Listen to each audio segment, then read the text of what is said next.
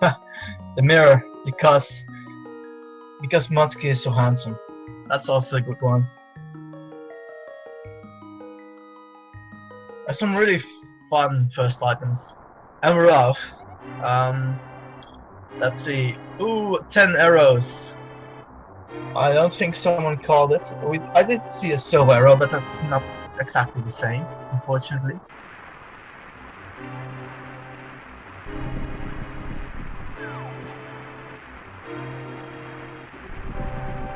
Both the races of doing the first linear part of this race, the escape, which is a 6-minute segment where both of the players will essentially do exactly the same. There is no real chance for deviation here. They'll pick up the sword, grab a couple of chests, save the princess, and they're on to the journey.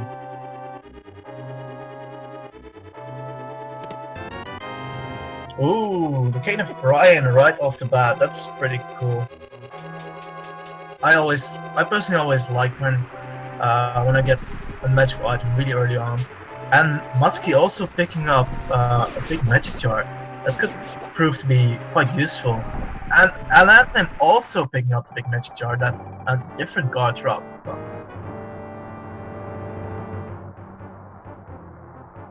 Interesting.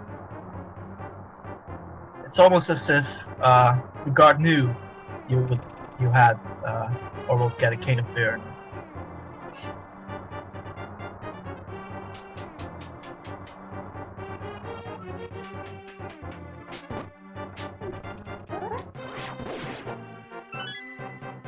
A red rupee chest, not something as super special, but I guess in the early stage you do need the money because you can pay the bottle vendor or eventually get whatever King Zora is selling you.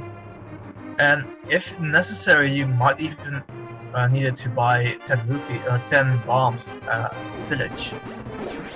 And then I'm using nice Birna strats to walk through those green guards. That's always a fun thing to see in Randomizer. When you use strats you can't use in the vanilla game because the item is not available yet.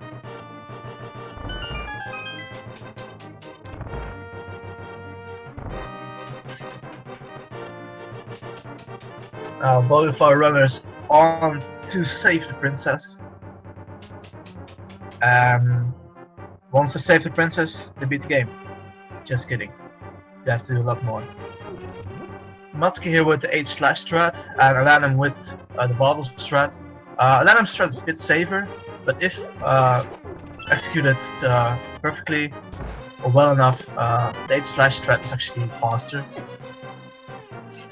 I'm having a little trouble with the green guard here, but oh well.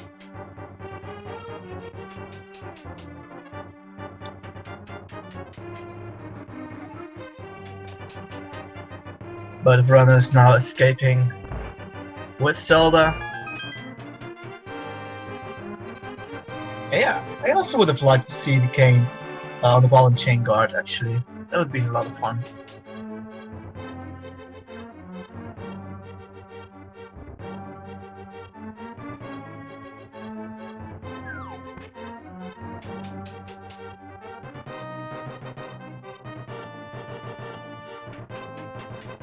Now, muttski and Alanim both almost at the sewer.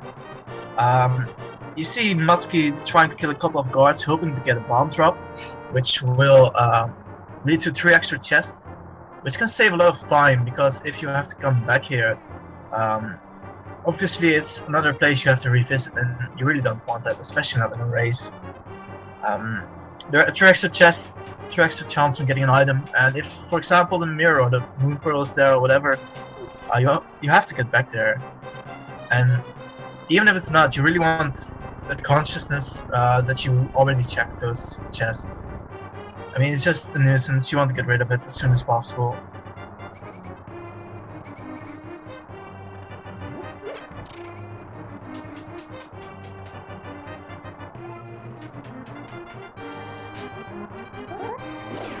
Wow, Oil Overrun is not really lucky with the bomb drops so far. Oh, bombs in the chest as well as a drop. That's really nice, especially since I kind of think it's funny that they get like a chest before, or the final chest before the bomb wall. That would be a lot of fun.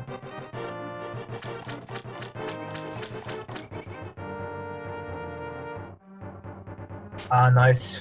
Muttski getting the red with the key right away, as well as Alanim. That's a small bit of RNG there. Now let's see what those chests hold.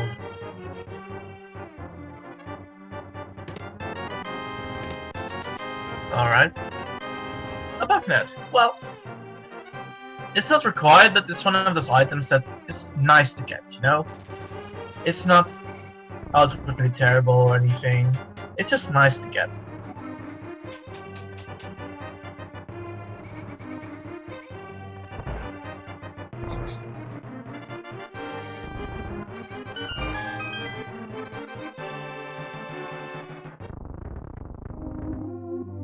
Now, both of our runners have escaped with Zelda, and if they had counted their items right, they would have known that there was a map there.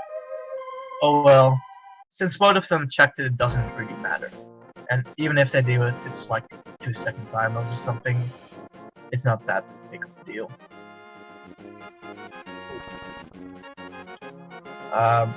Muttski going straight for Kakariko, while Alanim decides to check out the Lumberjack. Now, checking Lumberjack can really help you out, because if there's an item there that's required, you know you have to beat the Ganon. And if there's not an item there that's required, you know for sure you don't have to beat the Ganon, or at least not right now. And it's a piece of heart, which means that at least for Lumberjack Cave, it is not required to beat the Ganon. Ooh, be in the bottle for Muttski, nice.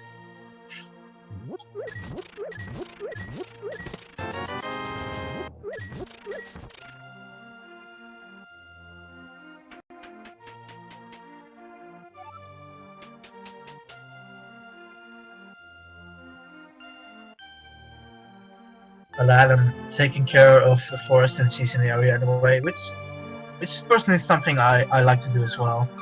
When I check the Lumberjack Cave, go straight for the forest, just get it over with, you know?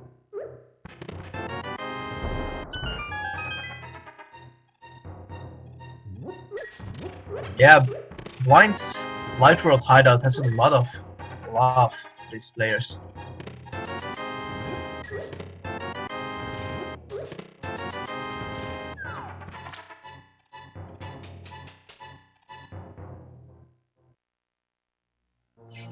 Now then, I'm also heading into Kakariko Village. Oh, blue tunic from the bottle fender. That's 100 rupees well spent, if you ask me. Certainly. Once again, it's also an item that's not required, but it's extremely nice to get because it effectively halves the damage you take, which, especially for the late game bosses, can really prove to be nice. And a hammer as well here in the Kuko house. That's really nice.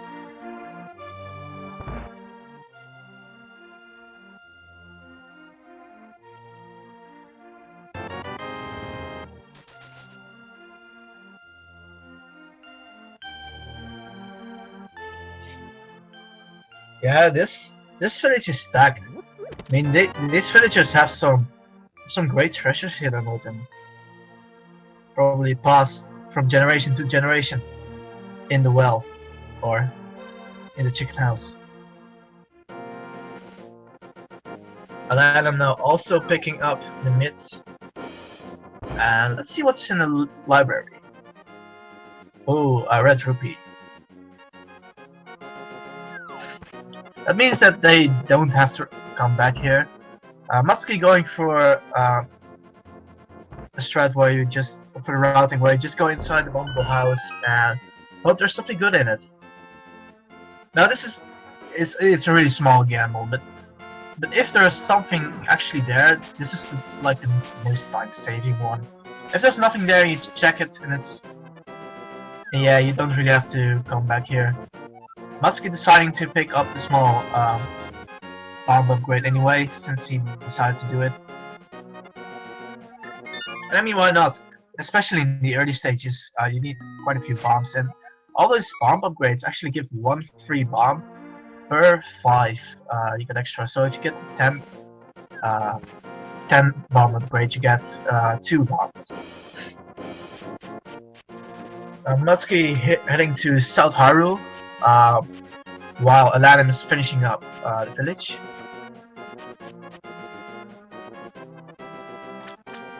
Muttski heading into the Light World Swamp Palace house, which is a lot less threatening. Oh, the plus 10 bomb upgrade. Muttski choosing not to drain the water there right away, which can be a good call, but it can also be a necessary item there, and in that case you have to come back here. So we'll see how this small gamble will pay off.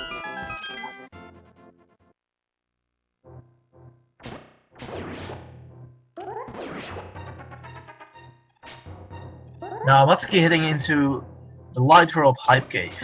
I wonder what this will give our players. 20 rupees, bombs, 20 rupees, 20 rupees, 20 rupees. Well, at least they got a lot of money, and specifically red rupees from this. Huh, that's interesting. Alanim now also heading to the Light World Swamp Palace house. I really hope he does check out what's hidden in the water. Meanwhile, Muttski is... Yes, he's heading to the ice cave. He could also decide to go for fake flippers and head out to check what the hobo has. For now, he's checking out the ice cave, and Alanim will drain the swamp, which is nice. I wonder what's hidden there.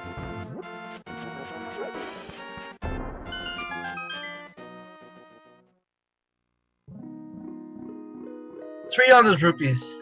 It's not required. It's also nice, especially Muttski picking up the Master Sword in the Ice Cave. That's really good.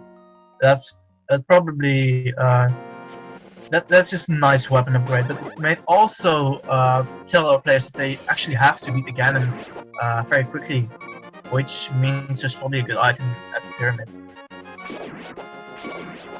Now, Alanim checking out the Light World Hype Cave as well as we know right now, it's Light World Red Rupee Cave. Using a nice bomb strat to kill off the Moldorm on the right side. I like that. I like to see strats like that. It's really cool.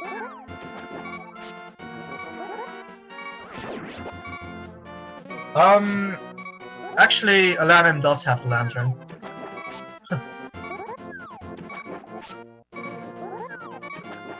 Muttski going for the fake flippers. You'll probably check what's on the island in Hyrule, Hylia Lake, and check what the hobo has to offer.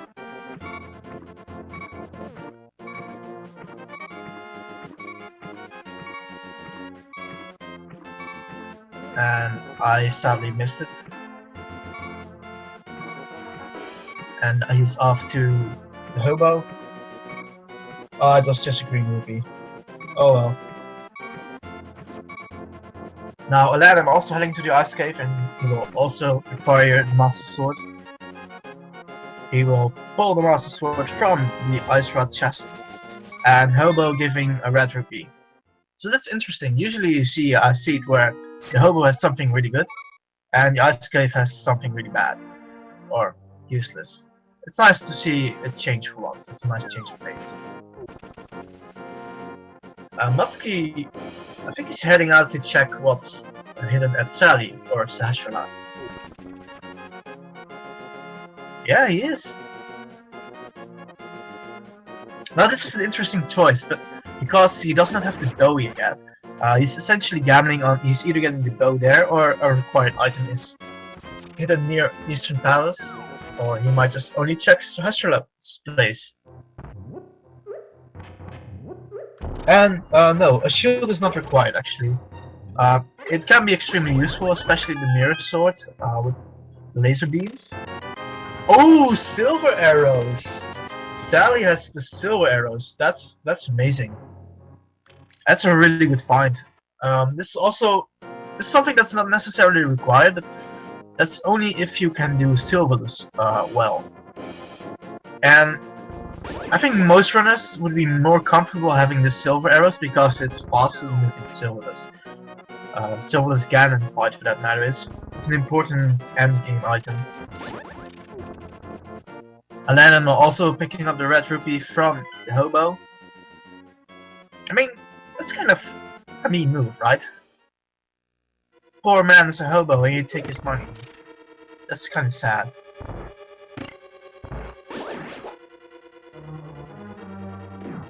Now, muttski heading into Eastern and Alanim is on his spawn selection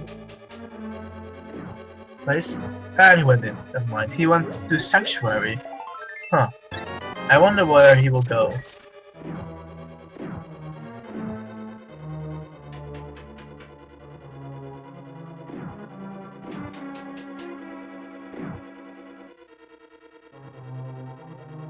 I think he's... Does he realize that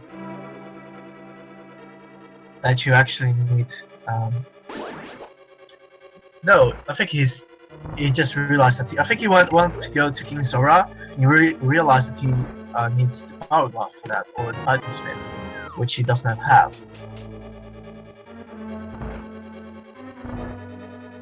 Yeah, I imagine the runners are just going to throw the arrows instead of using the bow. That would be fun to see.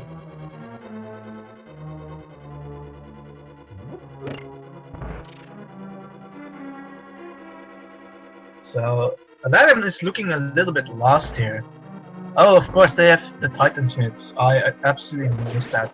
So they could affect go to King Zora, but Alanim chooses to go to that mountain, which is definitely a good call. There's usually a good item there. If not, you can usually find some good knowledge by knowing what your item is on the Dueling Peaks or Spectacle Rock.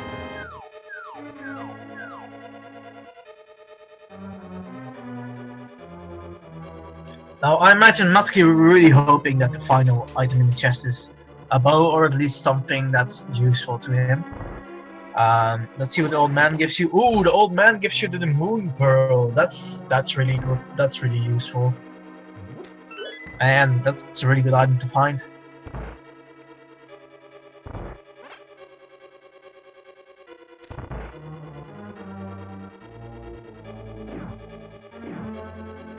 Meanwhile, muttski making his way to the big key room of Eastern Palace. And I assume we're going to see the big key, yeah, we're going to see the skip. And it gives a map. So that was a complete waste of time. Ooh, and the bow is in Death Mountain. Wow, that's awesome. Which will make Eastern Palace a completable dungeon. I did not catch if it's a required dungeon, if it's a crystal dungeon. But at least they have one. Alanim gets one item that's required by bow, because you also need it to beat the mimics in Ganon's Tower. So even if Eastern Palace and Palace of Darkness are not required, they will still need it.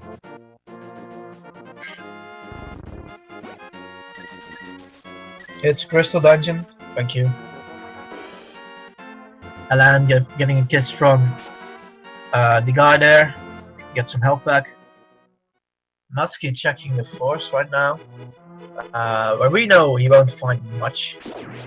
So Hera and Eastern are crystal dungeons, and Desert is Pendant dungeon. Alright.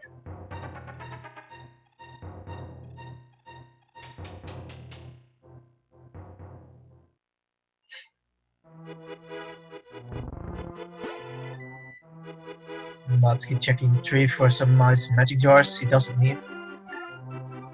And not opting to save and quit. I think he might be deciding to go to that mountain, which would not be a wrong move, we know.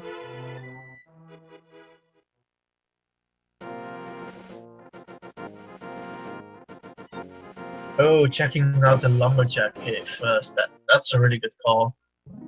I mean, he doesn't know yet that it was not required. Well, he does know it now, but he didn't know it yet. So getting the master sword early on probably made him think, well, it might be required to beat the Ganem, so I want to make sure there's nothing in the lumberjack cave. And then also picking up the silver arrows, which will be really fun to use it against Armos. Instead of 3 hits, it will only take 1 per Armos.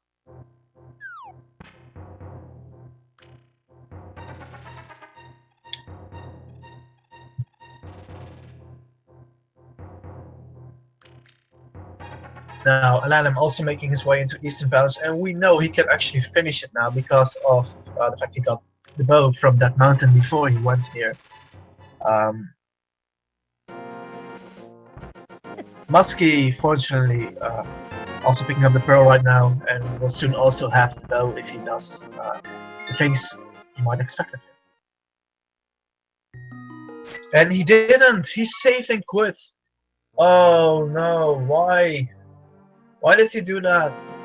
He could have had the bow by now. Oh man.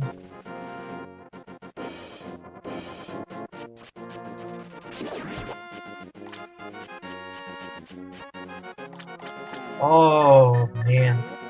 He is going to check out the Dark World right now, which might also be a good idea, but man, the bow was so close, you could have had it.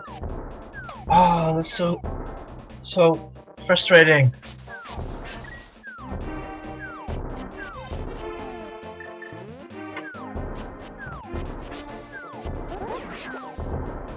Now, Muttski going to check out the Dark World Hype Cave.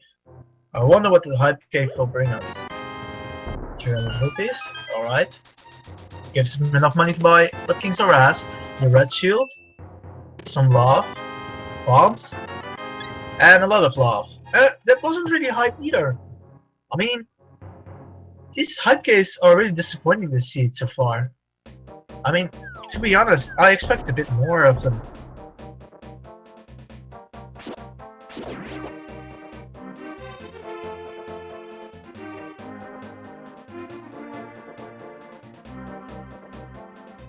Yeah, I mean, I guess they barely have any alive, but still.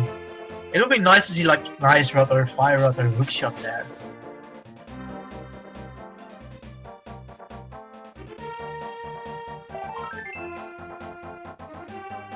That's getting a little bit of love from the Haunted Woods.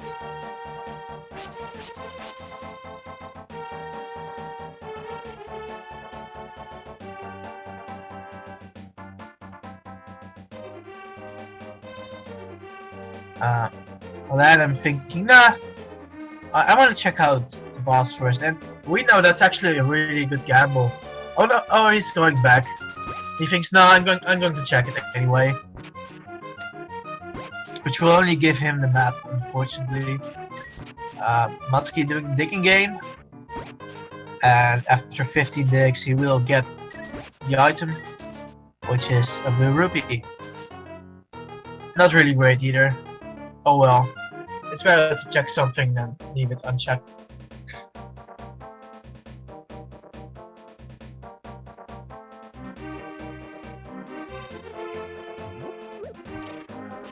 Muttski now heading to Village of Outcasts.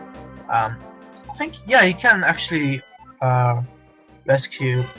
Oh, I didn't quite catch that. I think Ice Palace was abandoned dungeon. Other than that, I didn't catch anything. Oh, of course, that's the mirror, so you can't save the dwarf yet. You can check what's in Pax Cave, though.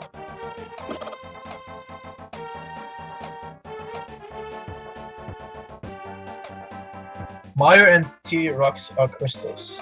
Alright.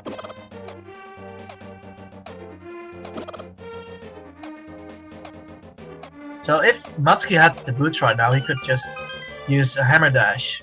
Unfortunately, both of the players don't have the boots yet, so they have to. Oh, and then I'm taking a death here. Oh no. Oh man, that's really unfortunate. Oh man, that's the worst. Just dying so late in the dungeon. You need to go all the way back.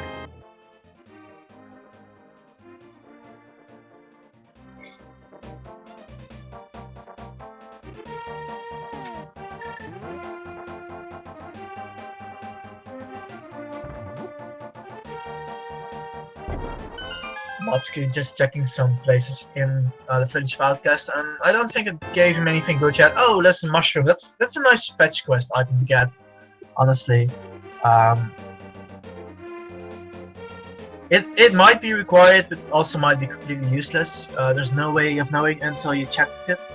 You take it to the witch, and she can give you whatever item. She can give you the fire rod, the ice rod, even the powder for some strange reason. Like this is a vanilla seed, right?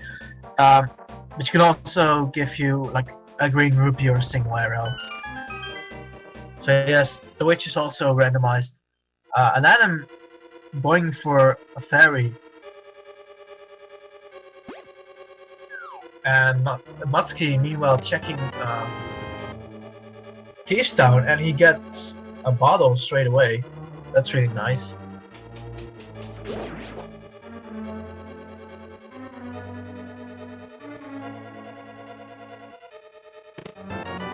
And the single arrow! The greatest question of all of them has been answered. The single arrow chest is in Thieves Town in the seed. We can all rest easily. Meanwhile, Alanim moving to the second part of Eastern. Having a little bit of trouble here. I think this first death really made him wary not to die again here.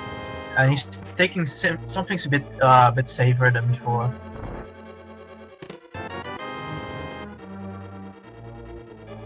He's on his way to Armos. He's on his way.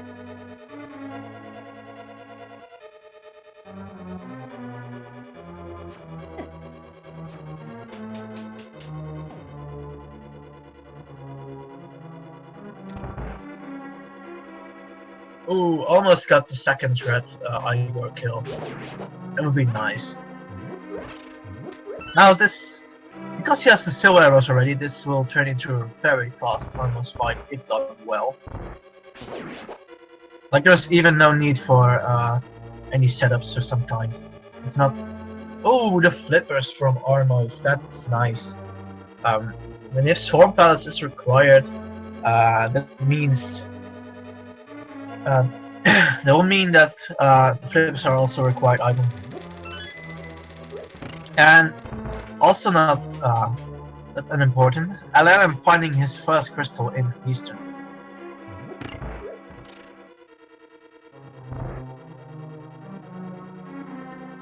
Meanwhile, Muttski making his way through Thieves Town quite easily, bombing the hole in the floor, so Lion can show her true self. Spoiler, sorry. And I think Alanim is heading into the Dark World right now. That's an interesting choice. I mean, I think. Oh, and Flippers is actually not required because the green pen. Well, it might be required if the green pendant wants something, but for now it's not required. Because Swamp Palace is also a pendant dungeon. And I think Alanim is making his way into Palace of Darkness, and I think he has all the items for it.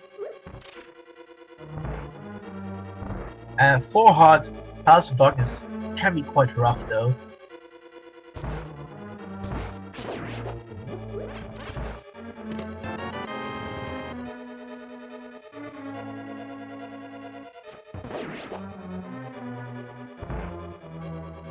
Yeah, true. I mean, it's an item they will have to get because the crystal in it. Oh, he loses Kiki. Which means you have to go back and try and backtrack again. Oh, and he takes another death. Oh, this is so unfortunate. Oh, but he has a fairy. Completely forgot about that. That fairy is really paying off right now. And interesting enough, the monkey keeps following you even though you took a hit. So normally, if you take a hit, the monkey will run back to the hedges, and you have to get her again. Muttski, meanwhile, going to fight blind, and if done by the books, this should be a scripted fight. And it seems like it's going to be a scripted fight on Muttski's end, which means it's probably one of the. If done scripted, it's one of the easiest bosses. But for most of the people doing this casually, it's really. The boss can be really pain. Now Muttski also is having his first crystal. And it means that both of the runners are once again tied on the crystal count.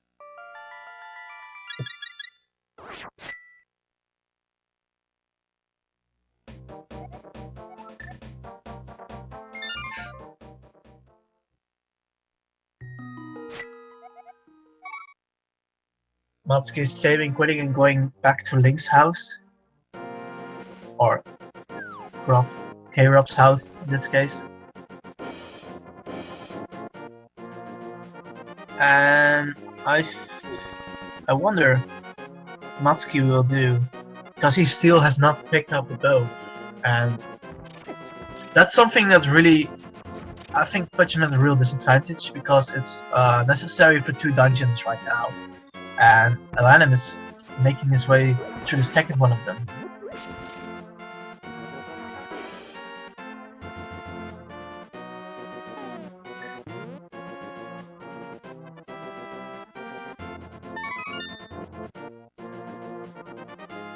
Yeah, if Alanim plays it right, he uses the low hearts as an advantage to Death Warp here. Because it's ether from the mushroom, which might be a required medallion. We don't know yet. We have no idea what opens up T-Rock and Misery Mire. But it might be required.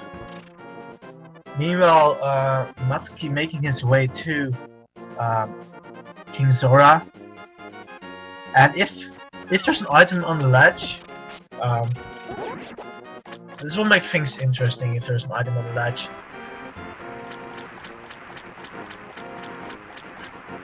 so I wonder. And the Power Glove is on the ledge. There is an item on the ledge, but it's a useless item at this point, because the Titan's mid has the same qualities of the Power Glove, and it's even better, so it's pointless to get at this point. Which is a relief for Muttski, because he doesn't have the flippers at this point, so he doesn't have to come back here.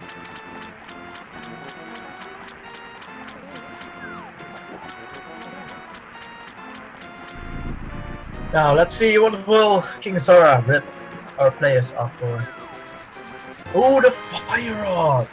That's really awesome. That's a 500 rupees well spent, if you ask me. Getting the fire rod from King Zora. That opens up some paths. I mean, that opens up beating.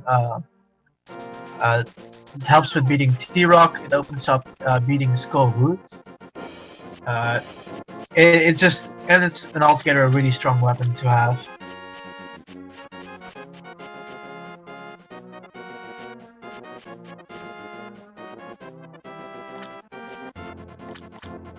Muttski wondering where is that item that I need? Where is that bow? And unfortunately he forgot it on that mountain. He forgot to check the top of it.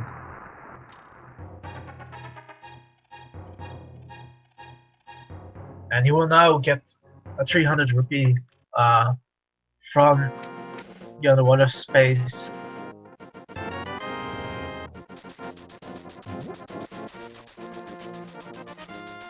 And yes, Alanim does have the crystal from Eastern.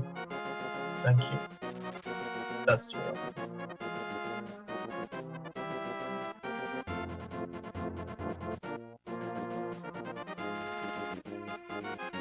Muttski just checking Agina's cave.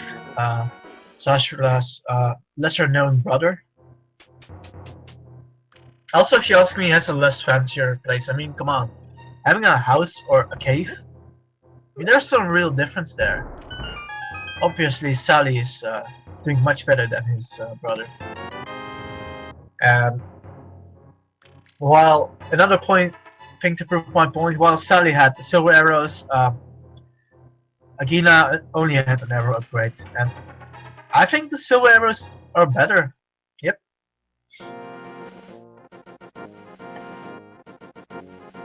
Yes, Takachwaban's lesser known brother.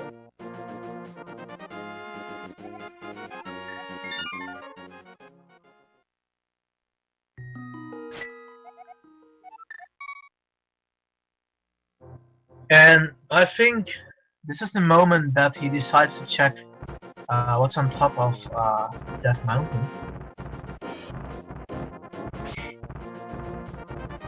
And which will finally bring him back to the path to salvation, or in this case, beating Eastern Palace.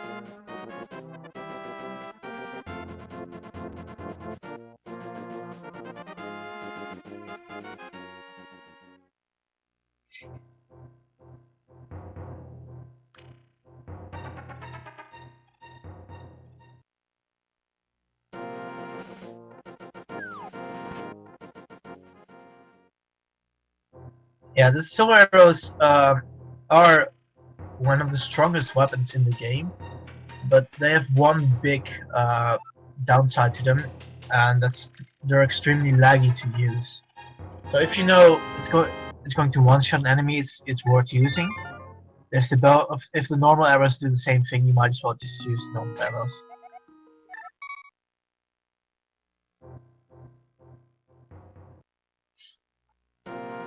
And I think muttski should be heading over to Eastern Palace right now. Yeah, I think he's going to do that. And Alanim making his way towards the basement. I don't think he's gotten anything good out of Palace of Darkness. It's not a crystal to take care of, you know?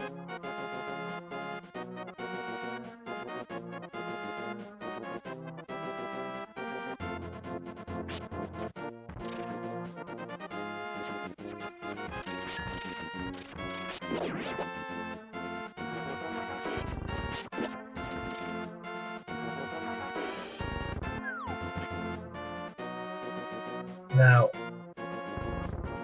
unfortunately for us viewers, the players got the lantern really early on, so there's not a chance of us seeing a lampless Palace of Darkness or a lampless Mystery Mire. I think the players are a lot happier about that fact, and I can't blame them on that part, because it's significantly easier. Now Alanim making his way into the basement of Palace of Darkness. And he will soon get his second crystal, if he doesn't die, which would be really bad now if that happened. Ooh, these turtles being a little bit annoying. Alanim.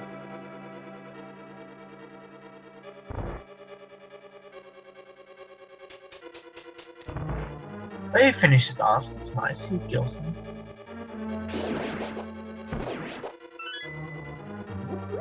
muttski making his way to the second part of Eastern.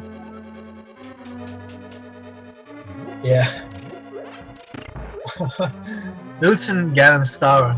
Now, well, that would be a thing. That would be a thing. Absolutely. I mean, we've seen Witless Seats before. It might be possible, considering Desert Palace is not a required dungeon at this point, that the boots are in fact not required to beat this seat at all. And Alanim using the Silver Arrow for a quick, nice one shot in the green, well, eyeball, and getting Tempered Sword from Helmaster King. That's really nice. That's really nice.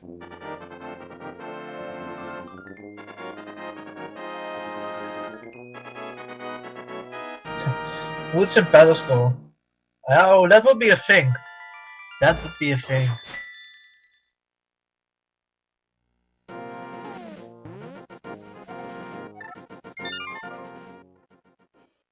Muttski not going straight for Palace of Darkness uh, like Alanim did, I think. Alanim has having a little bit of trouble escaping the maze on the way back.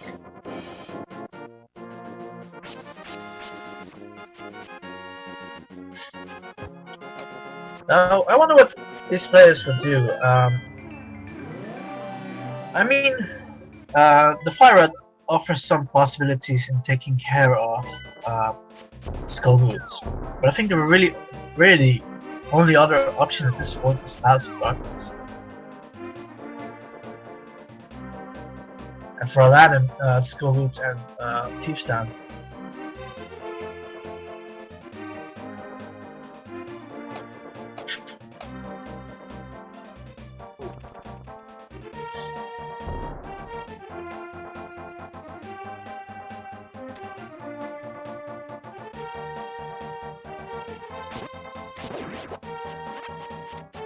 Yeah, we're all hoping to see some pedestal seeds. That will be fun. It means that we'll have to tackle 3 extra dungeons, and we'll have more fun watching. And the flute is on the Pyramid of Power. Oh, that's really nice. That's a good item, and it's required. And both of our runners actually get it on the same time, around the same time. That's interesting. Flute is definitely required because you need it to enter Mire. You can't access the area Mire is in without the flute. And Aladdin now opting to check out Catfish, and I really hope he also is going to check out King Zora, which means he will also get the Fire Rod.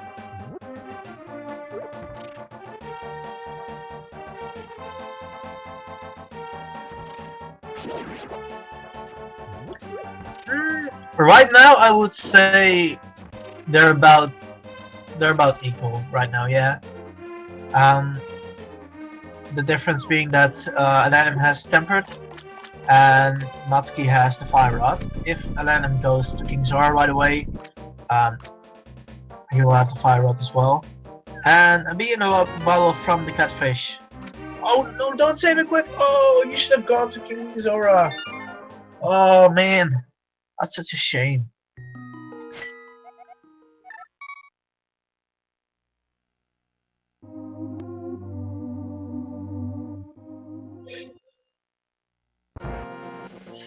Now, the fact that Alanim didn't pick up the Fire Rod or didn't check out King Zora, I would say Muttski is a bit ahead right now. Simply because he has that one item that's really required. I think right now they need the Ice Rod for sure, and possibly one more medallion. After that, it's a bit of a guess. We have to see which items might be required, but I think Hookshot is not. Yeah, Hookshot is kind of required for Gandalf's Tower. I'm assuming both these players don't know how to hover. If they can, it's not required, but for most players, Hookshot is required.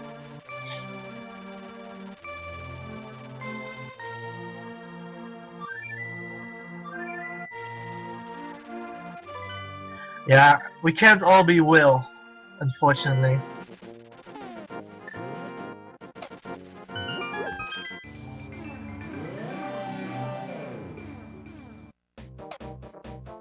I will just power through it, Will. I'm just going to power through it.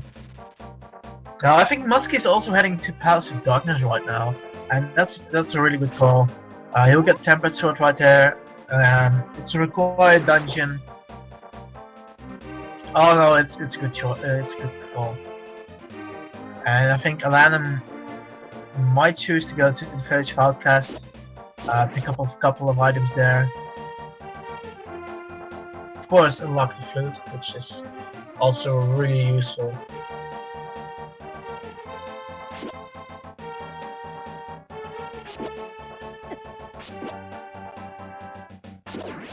Desert is abandoned dungeon.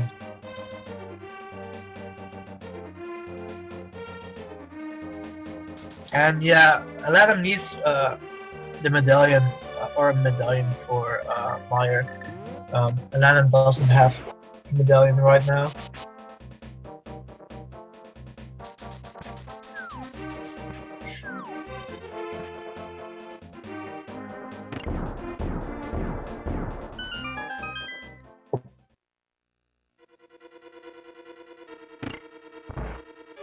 Now Muttski in the Palace of Darkness, also without the mirror, so he might be choosing to take a death orb somewhere along the road, which is not necessarily a bad idea, because we know he won't get the mirror here.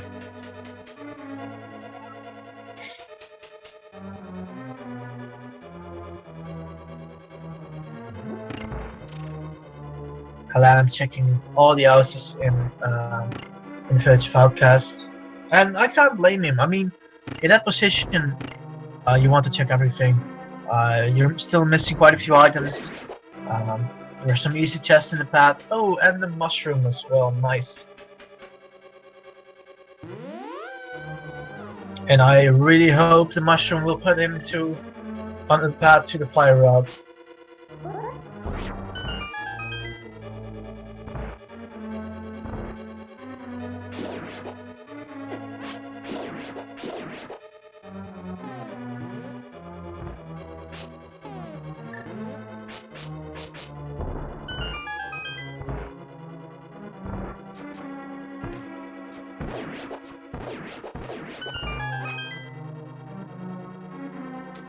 And then I'm also forced to do the slow hammering of the pegs.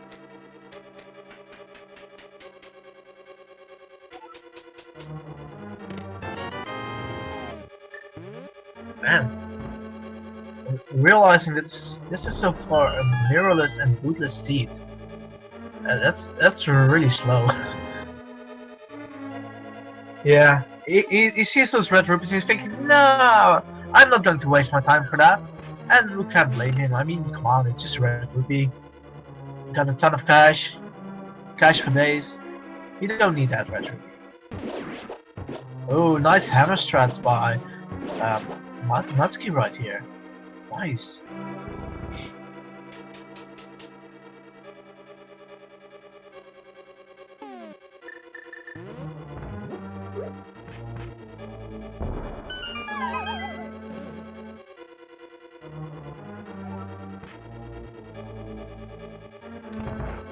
Yeah, at this point, it really depends on if Alanim checks King Zora early on.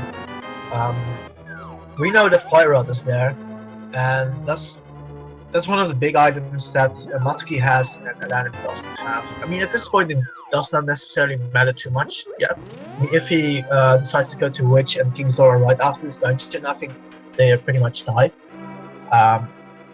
However, the longer he waits to get to the fire rod, the more chances Muttski has to get ahead.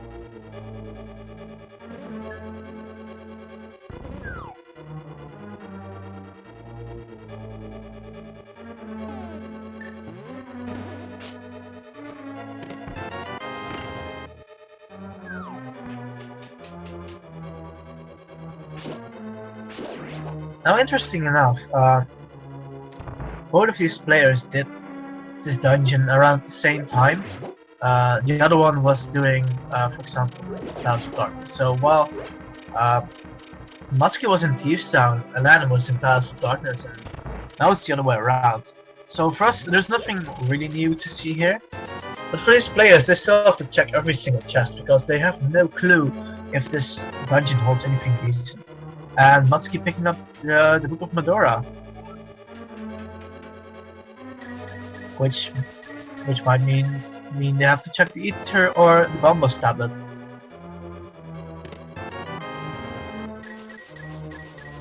Yeah, absolutely. That's one of the reasons I love watching randomizers so much, because there are so many possible paths to take, and you have no idea if the route is a good choice beforehand. There are just chances, and Sometimes a single chest in a faraway place can hold something amazing, and a group of chests in a really easy accessible place can hold nothing.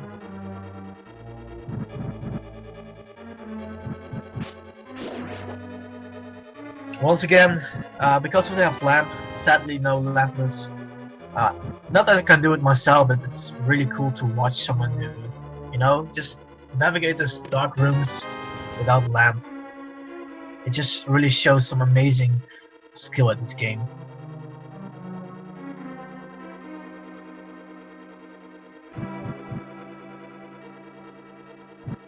Really, one of these players is going to win today. Huh. That's a really bold call you're making there, Will. That's really bold. But you know what? I can't do anything else than agree with you. I also think one of these players is going to win.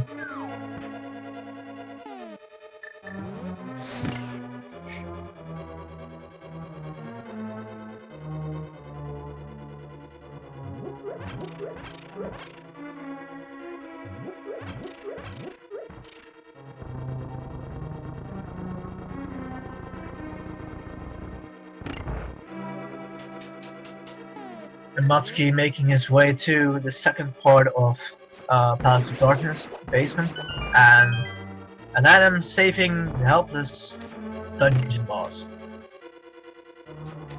which we know, by playing this game countless of times, is not so helpless at all.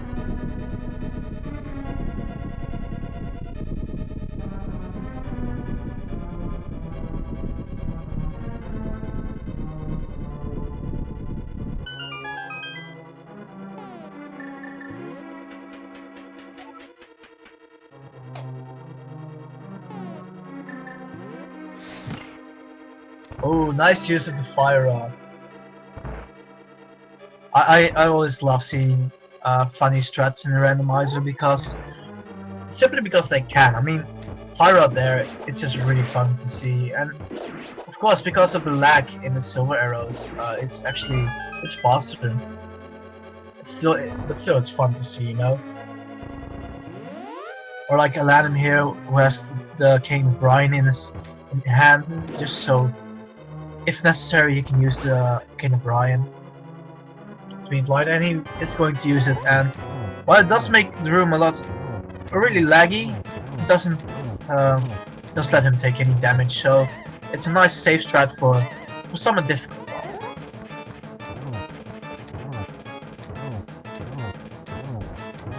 And then now getting his third crystal from Thieves Town, and muttski going for the hammer strats here. Interesting. I mean, that's the optimal way to beat it. Beat Hammer Strat King in NMG. But still, he could have just shot one silver arrow and be done with it. And Alanim, oh Alanim, please go check out King Sora.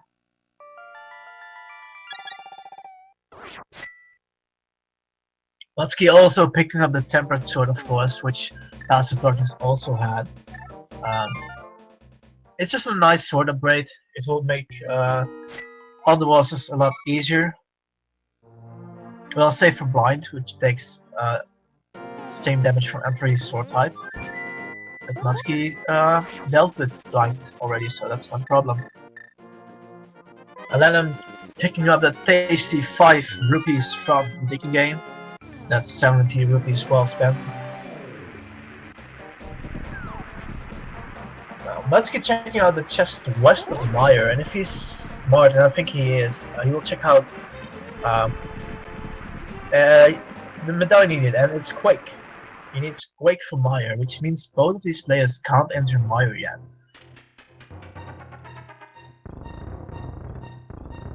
So a lot of love and an arrow upgrade. Nothing really necessary, but it's always nice to check things. You can check the Quake, you can check the medallion you need for Meyer, and there's just 2 chests really in the way you can easily grab.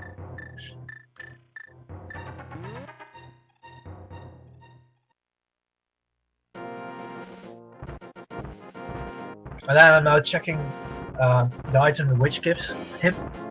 And I really hope he will go check out what King Zora has, because that means this race will be a lot closer, and that's always fun to watch, right? Again, is not necessary to beat in this scene. And Alanim is going to check out King Zora, it seems like, which is a really good call. And I think Muttski is going to check out the Spikes cave, which is really not a bad decision at all. I mean, if that holds an item, you can get it very young with a low heart seed like this. It can really give you a massive advantage.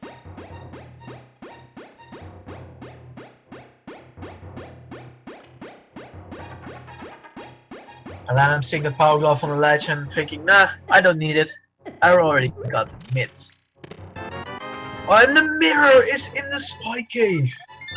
Wow, this will put Muttski at a huge advantage right now, because spy cave is one of those caves you just simply usually forget.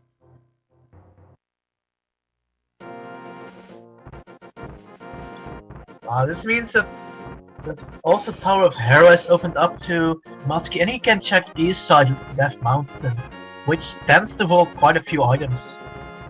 And he can check out both the Light World side and the Dark World side. That's 13 chests right off the bat you can just pick up.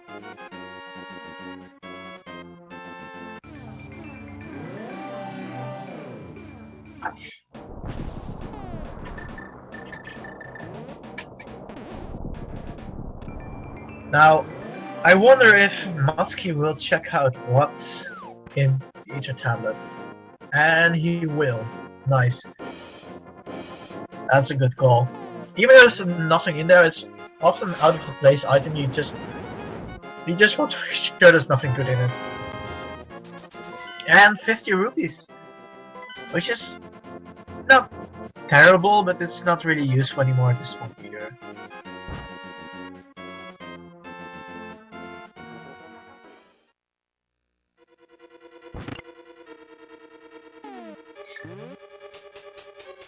Muttski heading into Hera, while Alanim is going to check out Skull Roots.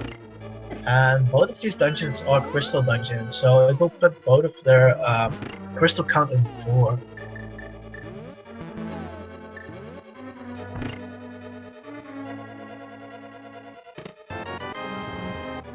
And Muttski getting the big key right away, which means he doesn't have to check out the bottom of Tower of Hera, which is nice because you can skip the tile room at first.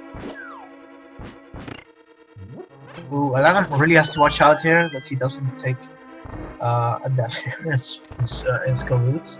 That would be really unfortunate.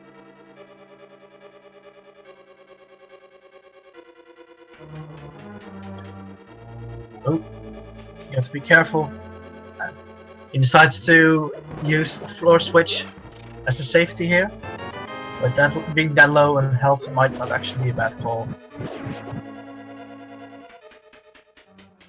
Because taking a death here would put him a bit behind, I would say.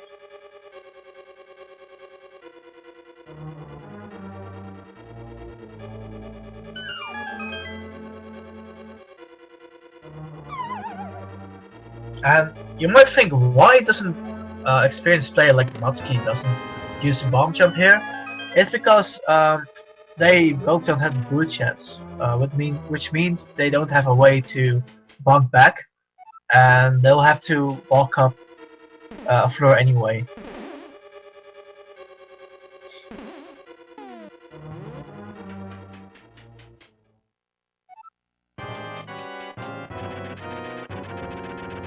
Now Muttski preparing to fight the boss of all bosses, better known as Trolldorm.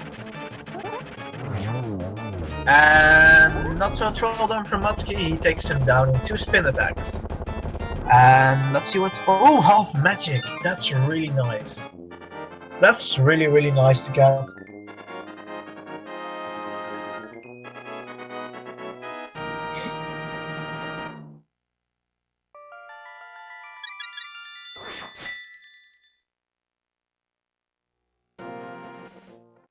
And muttski, not forgetting, he has to check out the bottom of Tower of Hera, because there might be that there still.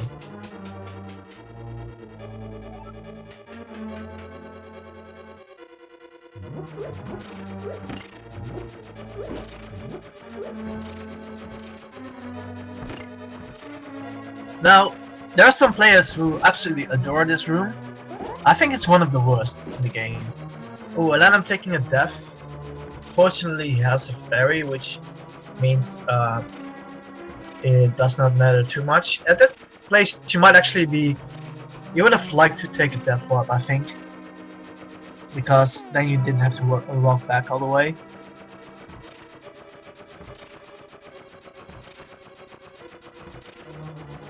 Now, muttski taking the nice and easy strat, just clipping yourself into, or well, clipping, or more like getting yourself stuck in the bags, and walk off them as soon as the tiles are finished.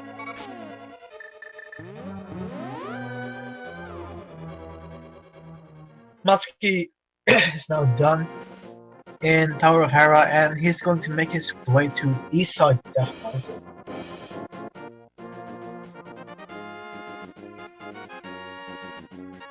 And as we see Alanim preparing to take care of Machla, and jumping down the gap now. What? Oh, he did jump down. I was afraid for a minute he got grabbed by the Wallmaster somehow. A red rupee being on the floating island, which means they don't have to go there.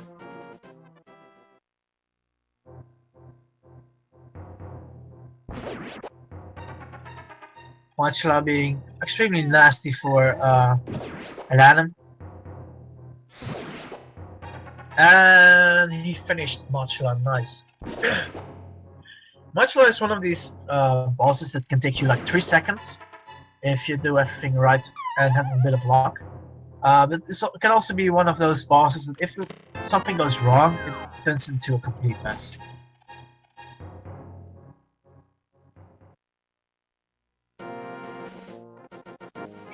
Now, muttski is almost in the Death Mountain Hype Cave, and these other two Hype Caves has been a little underwhelming, if I'm honest. I mean, sure, getting 80 rupees is nice, but still, it's just not that fantastic.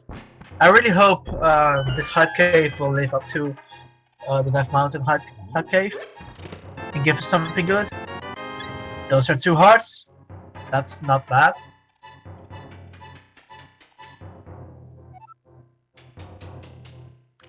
They need Hookshot, Ice Rod, Samaria, and at least Quake.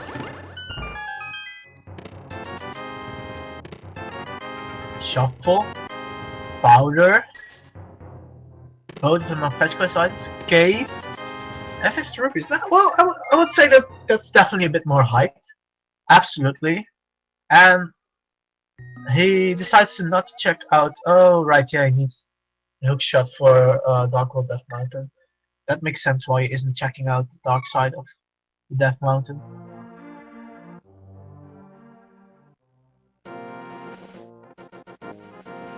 So muttski getting 2 fetch quest items means he can dig up whatever is hidden in Light World, Haunted Woods, and he can check what the bat has. He can also, because he has the mirror now, can check out what the blacksmith dwarf will give him, and take the purple chest to the bottle guy. Oh, the mirror shield. It's not a required item, but still, it's something nice to get, I guess.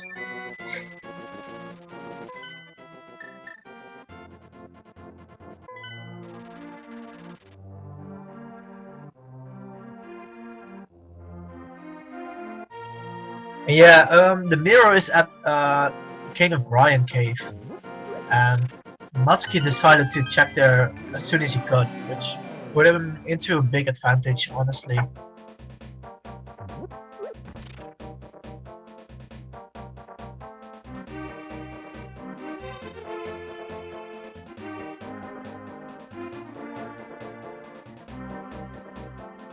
Alanim opting to check out what the medallion is that is required for Meyer, and check which chests are on the west side of Meyer.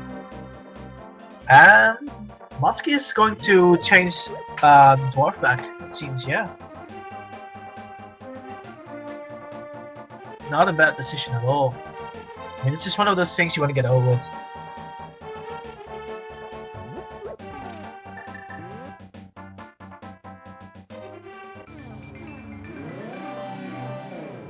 Now let's see which will the dwarf give us, or muttski in this case.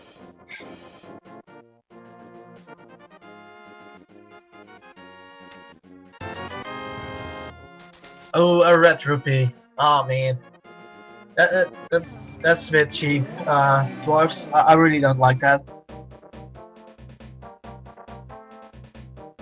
muttski taking the purple chest with him, going back to the large world, and he's going to check what the bath will have. And Alanim is going to Desert Palace, which might be a good choice. Desert Palace tends to hold a good item.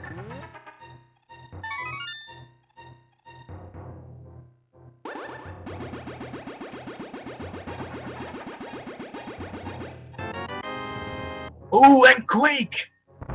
Oh, the powder leads to Quake, which means muttski now only needs the King of Samaria to beat Meyer. And hookshot if he doesn't find the boots to get past the first room, actually.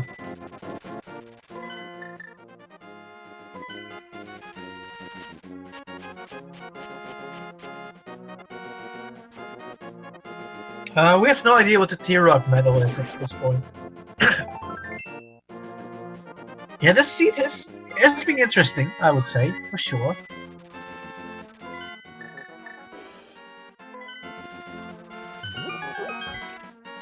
And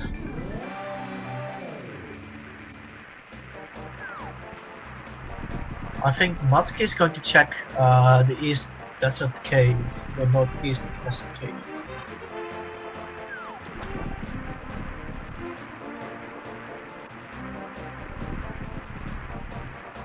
Yeah, Shroom was either Powder was Quake. It would have been interesting if he could have dug up bombs.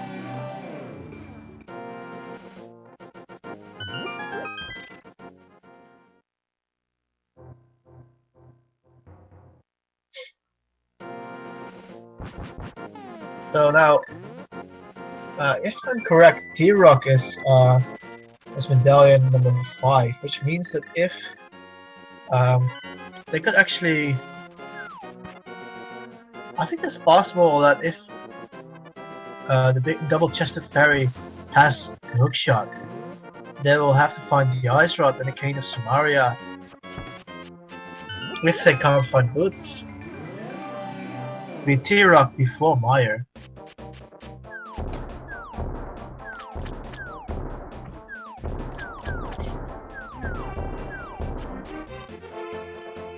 I think both of these runners might. No, muttski is going to check out the Bombo Stable. That's a good call. Definitely a good call.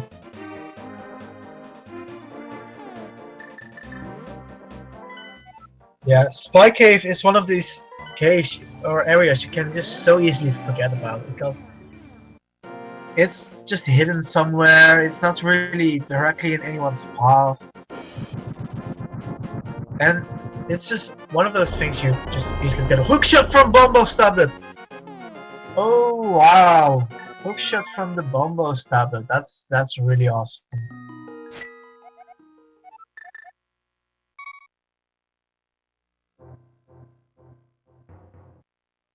So that means muttski can now check Dark World Death Mountain.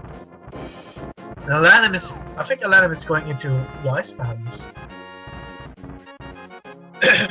Having no clue what to do.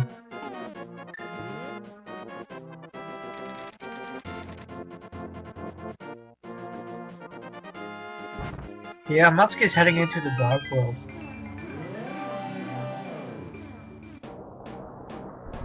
Well, this opens up 6 more items, and if it, for example, has the King of Samaria or and the Ice Rod, it would put him into almost in go mode, depending on what's the required medallion for T-Rock. And Alanim is in fact going to check out Ice Powers, which might be a good gamble, but we don't know yet. It might also be a huge waste of time.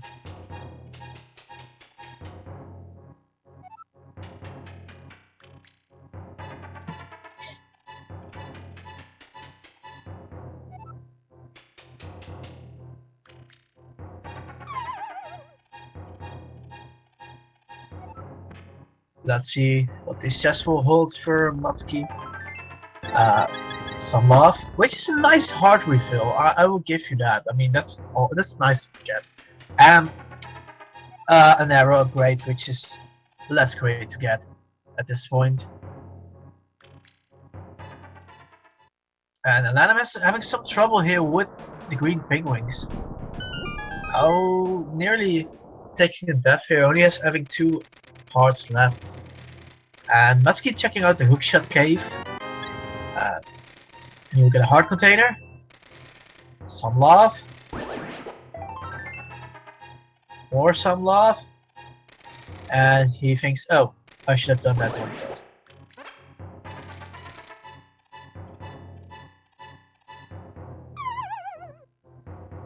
And he decides to just fall into the gap.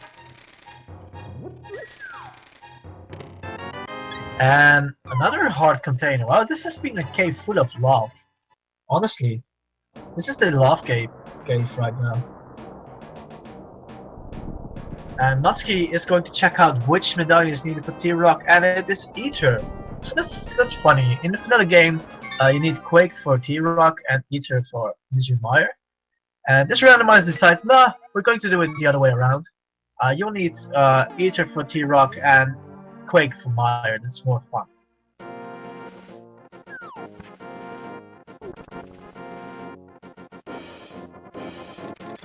Ether tablets didn't hold anything. I think it was 50 rupees or something.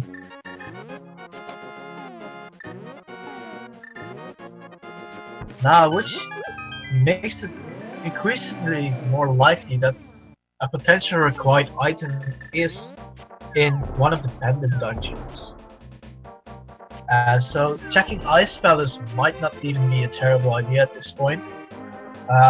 Although I would say that at this point of the race, muttski does have a clear lead, simply because he has more items that are potentially required,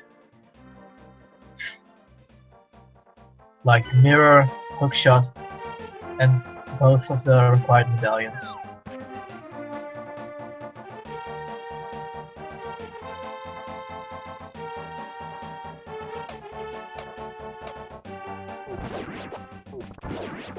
So I wonder where muttski is heading right now. He might opt to check one of those items near the King's Grave.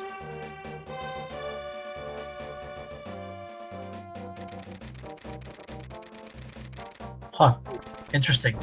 You can't actually hookshot on that. I assume fake rock.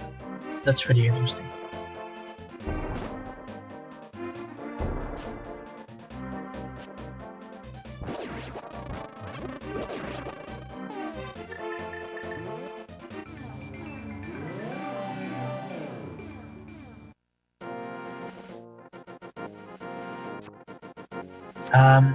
Muttski, you need notes to do that.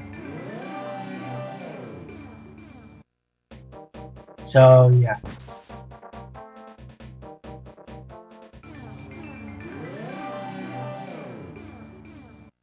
It's interesting how easy it is to take certain items for granted while playing Randomizer. Like often, it doesn't take too long to get boots, or not, at least not this long, and you just assume you can use it. You can bunk up that grave. And muttski picking up the red mail. It's not required either, but it's always nice to get because once again, it's more defensive power for the player.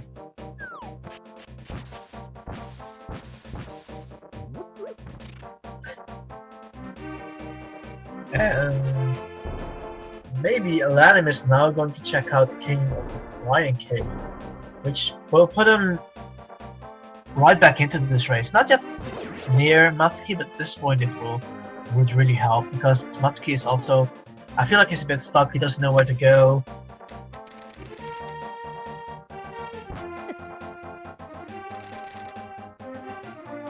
And a bomb upgrade there. Now, I think Muttski might be deciding to take out Skulls right up out of that. And it does seem like Alanim is going to check out the Spy Cave.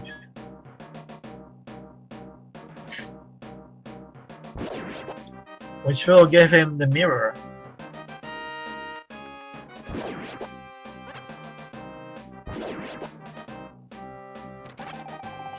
Just in time, and I really hope Alanim has enough magic for this.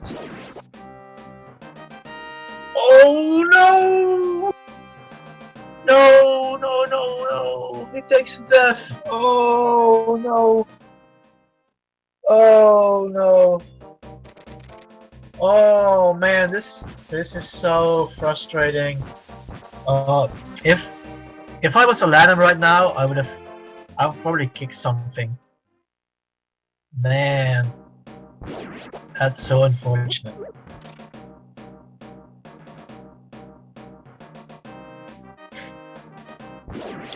Meanwhile, Muttski is deciding to just take care of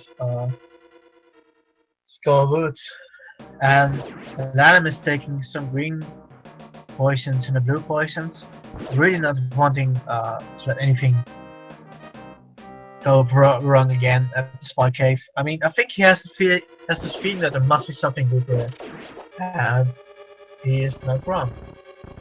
There is something good here.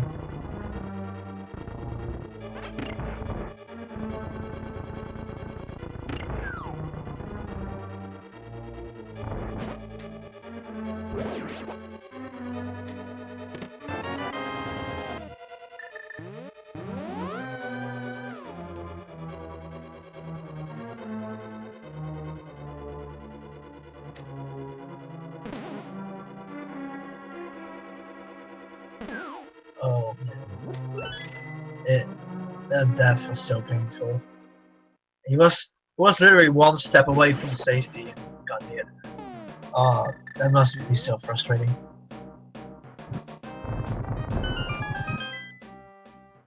Muttski, meanwhile, getting into the second part of Skull Wood, and he's checking out the item first. Alanim now going to the King of Brian, and he shouldn't wait till the final heart. I mean, I wouldn't have done that. And he finally finds the mirror. And finding it now,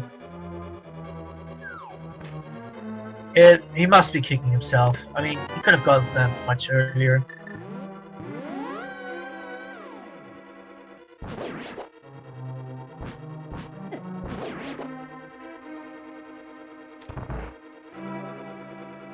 Oh, and I think, yeah, Alanim is making a good call. Going back to the mountain straight away. Taking care of Hera, possibly taking care of the light world items there.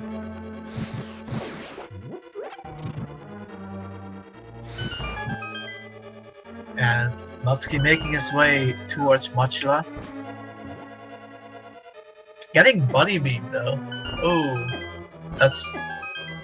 and those mini Moldorms really taking after their father. Big Trollorm. But even those mini Moldorms can't stop him. He's on his way to Mochila, and Alanim is checking out the Ether Medallion.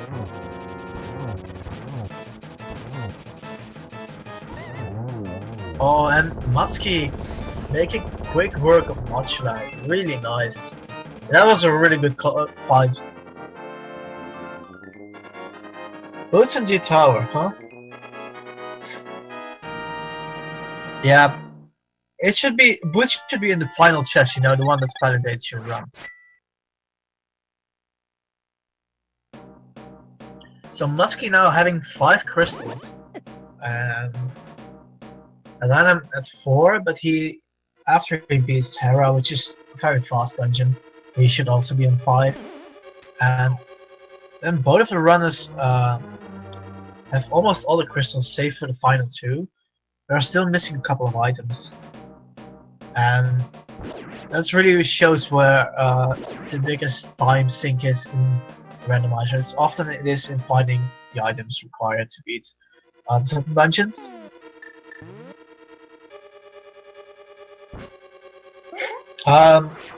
This is in fact Donkey Kong Country Returns. Gabba.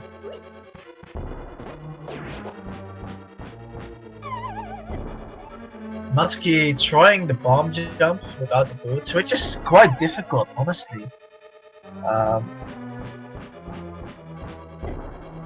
And he got it, nice. Good job. Alanim doing the avoid strat, simply avoiding the tiles. Which doesn't save any time at all, because this room is timed. It doesn't matter what you do as long as you survive. It's essentially the auto-scroller of this game. And he finds the plastic shield, or baby shield.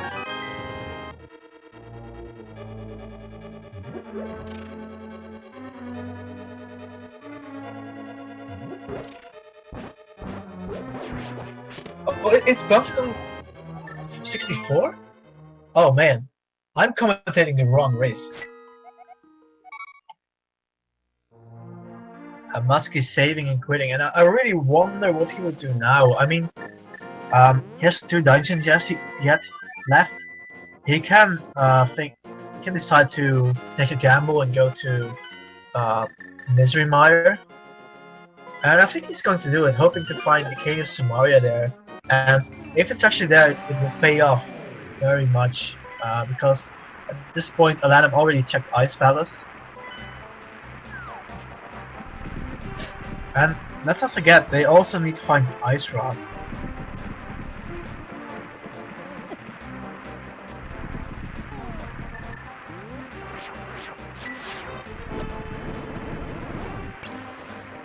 Oh, and Muttski giving us the bird toss we all so desire. Even though Eater is not needed for Maya. What a trooper, guys. Give it up for Muttski. I mean, that was fantastic what he just did for us. I am absolutely proud of him. And once again, he's handsome. Speaking of handsome, I owe my $100, Muttski.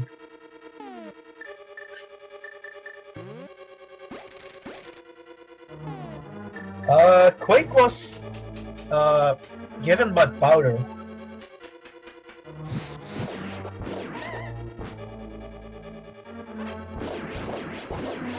And unfortunately no fast strats here because he doesn't have sword beams right now. But I feel like the bird toss makes up for that. Yeah. And then also getting his 5th crystal.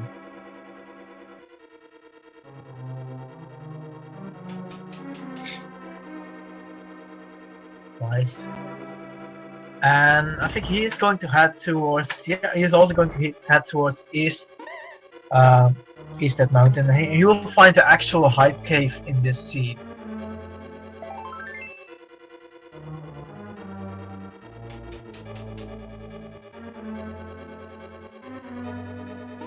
Oh man. Checking out what's on the floating island, and it's a red rupee.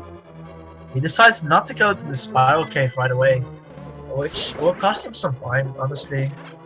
It means he has to come back up on that mountain and go and do the spiral cave anyway.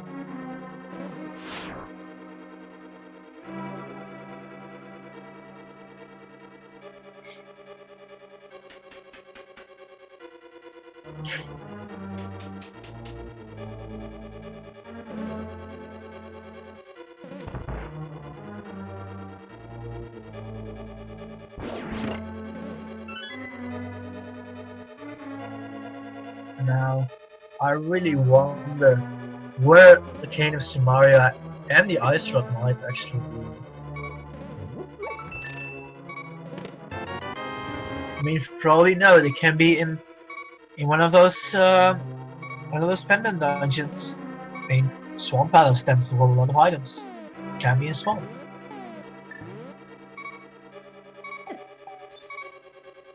Oh. Oh, Muttski trying to power the anti-fairy, but taking a hit. Oh, he actually has a fairy because of the spy cave. I completely forgot about that. Also, the boots are still really well hidden. We have no idea where Sally hid the boots.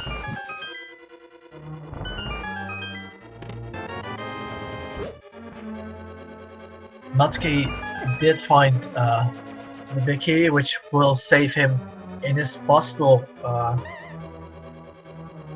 save him some time if he has to come back here.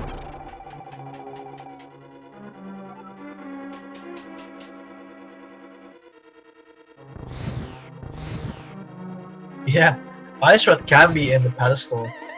That would be very interesting.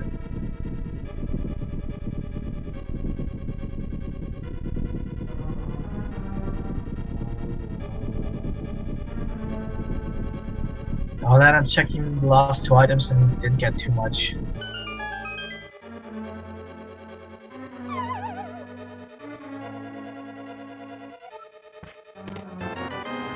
And Bombos! Huh. So Bombos was in Meyer. Unfortunately, it's not necessary. At least we know where Bombos is, guys.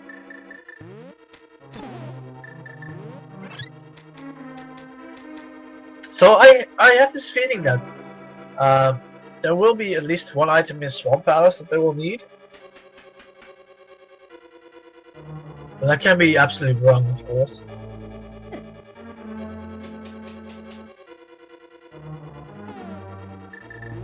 And Alanim is not going to check the pedestal.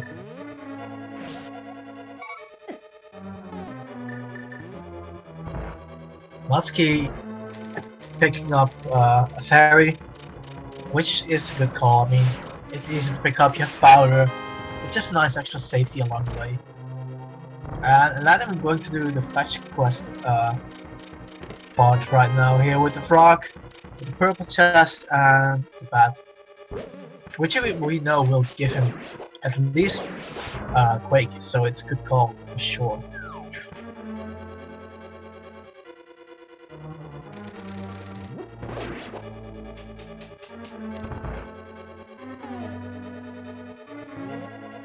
Yeah, so Muttski's saving quitting out of Meyer because the Cave of Samaria is not in Meyer. And I really wonder where it will be now. He is at Death Mountain. And I hope he's not going to T-Rock. I mean, he needs the Cave of Samaria also for T-Rock. You can't check a single chest there.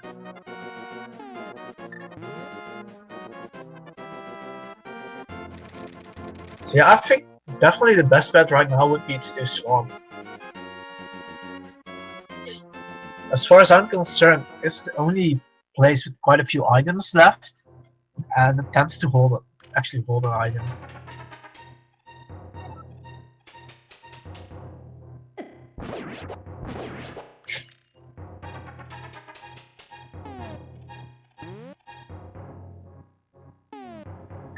And Muttski realizing I need Cane of Samaria, decides to figure it out, and look at the sword slashes. He is clearly annoyed by the fact that he still has not found Cane of Samaria. And I would definitely say it would be a good choice for him to check out Swamp, and he saves and quits. Huh. Sanctuary. He might be thinking of checking out Pedestal. Now, that will answer. I think he already checked those, by the way. No, he's not going to the pedestal. He's going to check those 3 items there, but he already got those.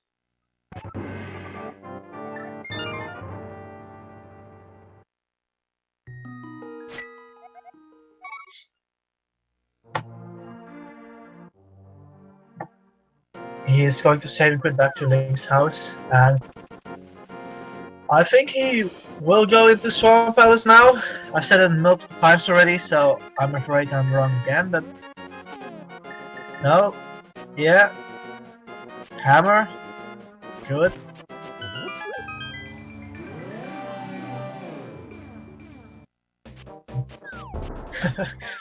Yeah, we all want to escape from the scene. Nah.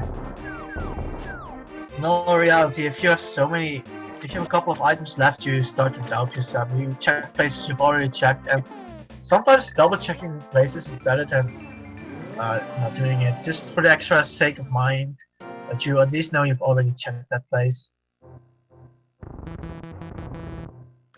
And I think Alanim is staring into the purple chest, and if he's doing the right thing, he is also going to check out what's in the Bombos tablet, which means he will get hook shots really fast.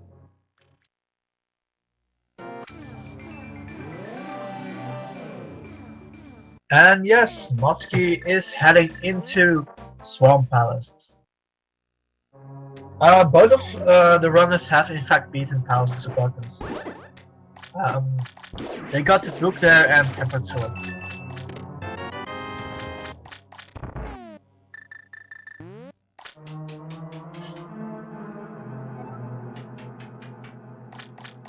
Now, if this dungeon doesn't hold one of the 2 required items, and especially Cane of Samaria, and the Ice Rod. Look at the guys, we get the Ice Rod straight off the bat in the Swamp Palace. That's fantastic. So now we know that muttski only needs the Cane of Samaria if the big key is not on the torch in Gandalf's tower.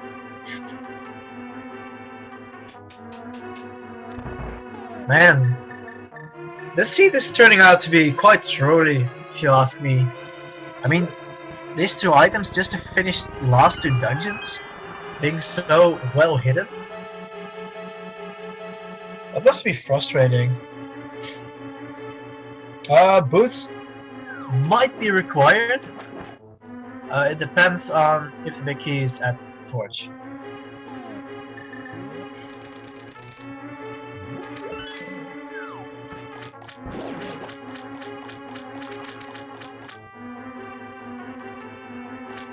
Man.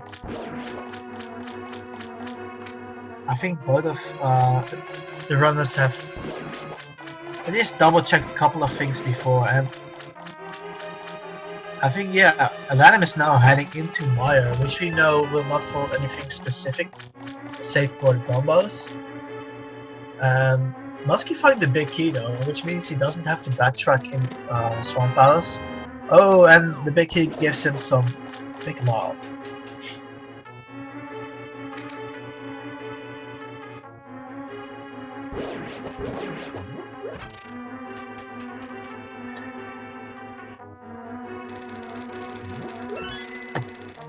No, Alanim is checking out the northeast cave.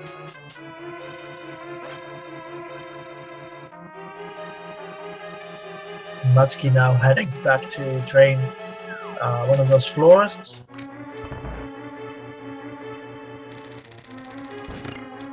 Kane?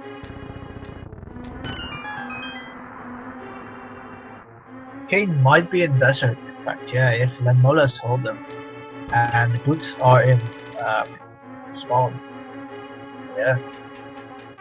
Actually, they both could actually check desert right now. They don't need to boost at all for it.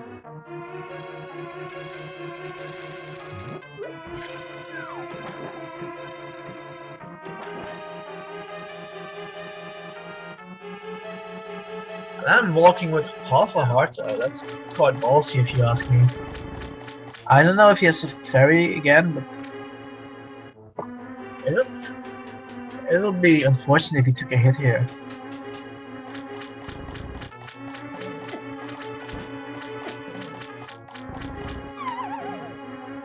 Muttski checking the feared left side of Swamp Palace, hoping to find something good here.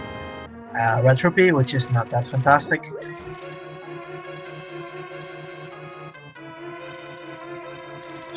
Yeah. A boost in east side Garen's Tower and Big Key on the torch. That would be fun. Alanim is about to pick up the red mail, which is, as I said before, not required but really nice to have, especially if you're low on hearts. It just makes things a bit more stable.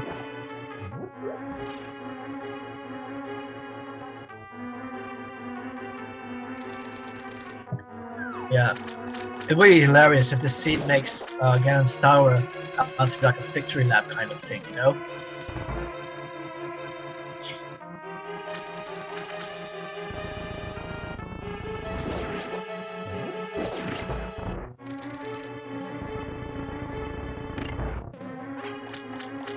Alanim now checking Darkside Death Mountain with the hookshot, which will give him a lot of love, but not something he needs specifically, if I remember correctly.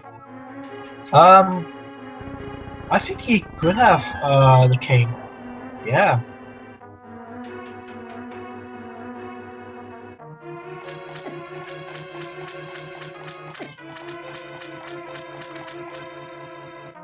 Muttski now checking the drain room. Let's see if it holds anything good. Compass and a bomb upgrade. I won't say that it's anything good. Not at all.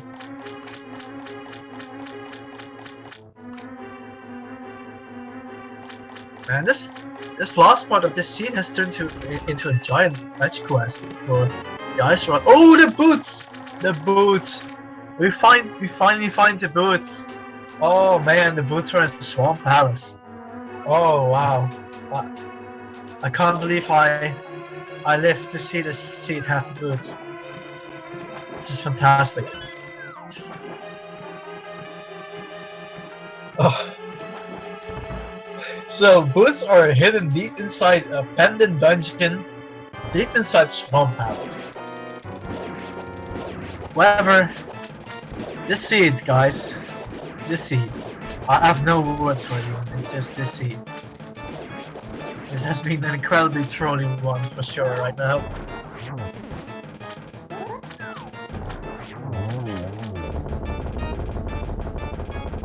Now muttski, King of Samaria, the Swamp Palace. This is incredible. He got Ice Rod here, King of Samaria, and boots. Literally all the items he might still need, he got into in one place. This is crazy. And the thing is, if Alanim goes to Swamp Palace right now, he might not actually be that far behind. So, I know we have hype caves here, but give it up for that hype Swamp Palace, guys. I mean, come on. 3 major items in one single dungeon, it's even a pendant dungeon. Oh, and Alanim is going to mire. Oh no. Oh no.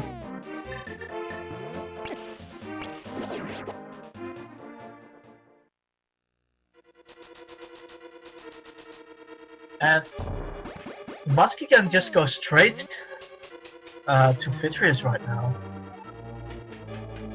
having gotten the key before.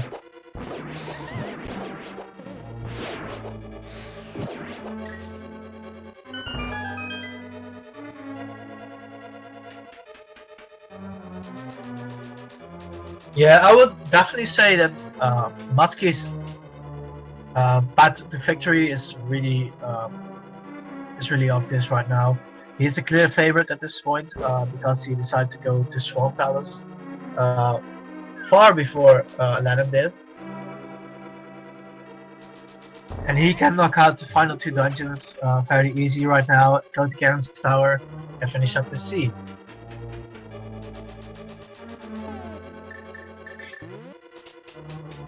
Yeah, like, it's randomizer, things can still happen. I mean, muttski can have trouble finding Big Key in Garen's Tower. He can die 20 times to get it. And Alanim can get Big Key from the very first chest if he decides to take a gamble and go to the east side, for example. But still, yeah, muttski is definitely in a clear lead right now. He's the clear favorite to win this race at this point.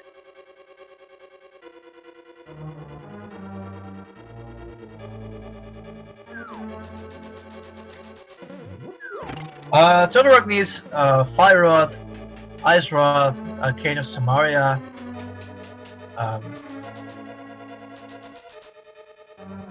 those are the three I at least know of they are required, and the medallion, of course, to enter it. We're going to see some sick Vitreous strats here, taking damage from the bull and damage boosting into the eyeballs to quickly take care of quite a few of them. And look at that nice, easy Vitreous kill done by the good guys. Absolutely fantastic.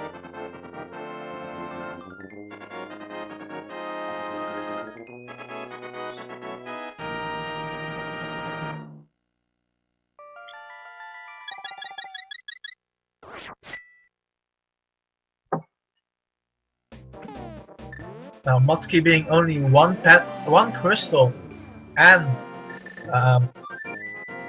Ganon's Tower away from victory. But keep in mind that these players have no idea where the other runner is at this point. For all we know, muttski might be thinking Alanim went to Swamp Palace right away. He must have gotten everything yet.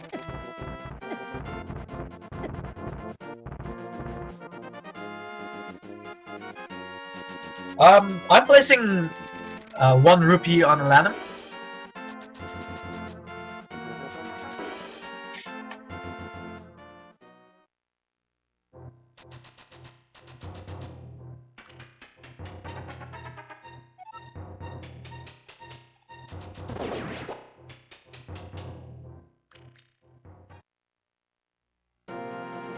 Now muttski almost at T-Rock.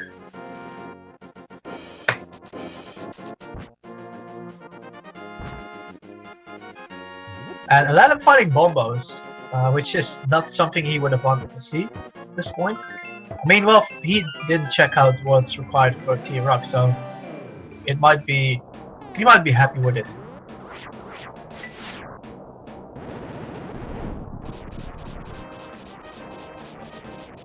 And muttski opening the gates to T-Rock, his final dungeon.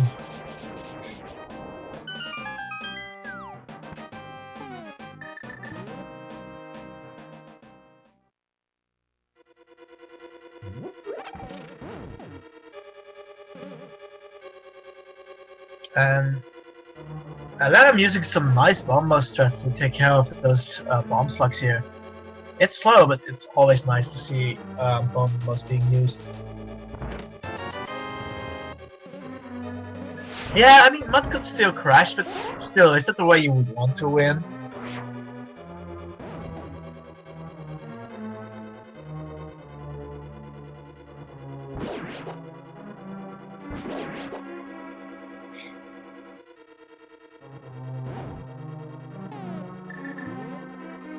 I'm checking the map.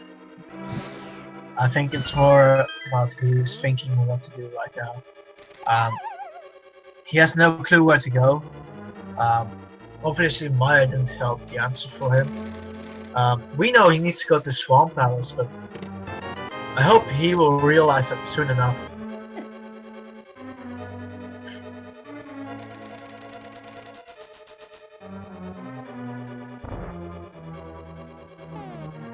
Yeah, you can almost see Alanim think here. He paused this game. He has no clue what to do. Meanwhile, muttski is walking away with this victory. He's edging closer to the final battle between Ganon and Link.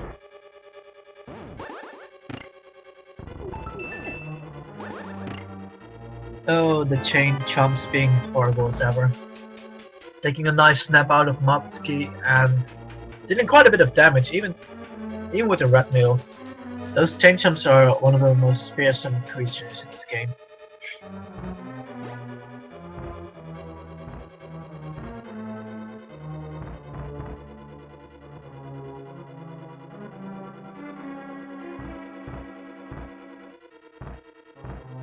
Oh, I really hope Alanim will realize soon enough he might need to go to check out Swamp Palace.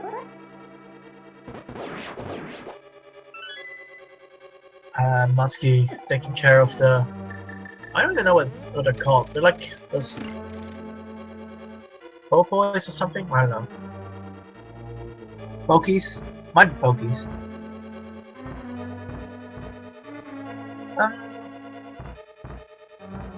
Muttski is slowly heading his way towards the second part of T-Rock.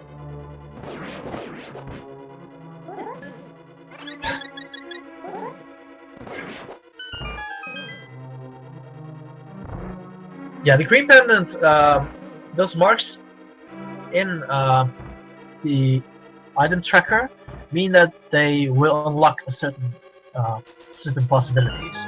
The green pendant unlocks the items Hashra gives you, and Crystal 5 and 6 will unlock the Super Bomb, which gives you access to 2 chests at the double-chested fairy.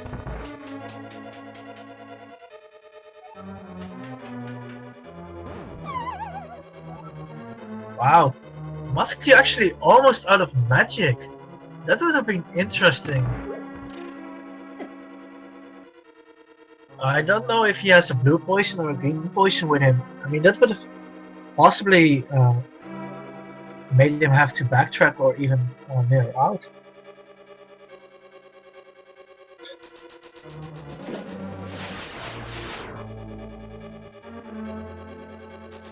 Oh yeah, definitely. I'm pretty sure that T-Rock is originally intended to be a Mario dungeon.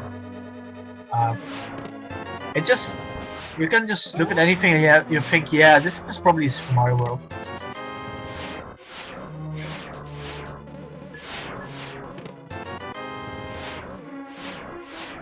Also, shoutouts to the people who helped me with this tracker. Doing this commentating all by myself makes it really difficult to focus on all these things at the same time, and I'm really glad for their help with the tracker.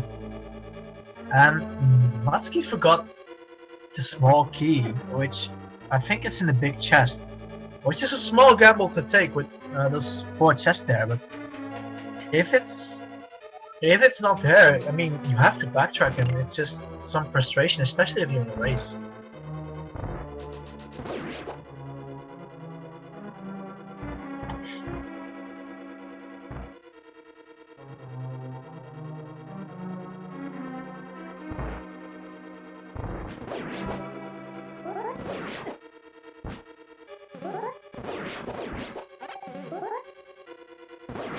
Now Alanim is going to check Desert Palace, and which would have been a good choice to do. We know by now that the items he needs are in fact in Swamp Palace.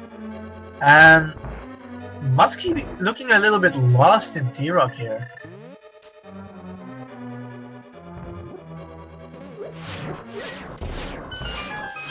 Muttski bombing the wall while the lasers rain down on it. It really sounds like a Zelda game dungeon to me. Is he going to hover? Oh, he's hovering! Oh, almost! Almost! Oh, that would have been beautiful. Oh, man. Oh, if he would have hovered that, it would have been so much hype.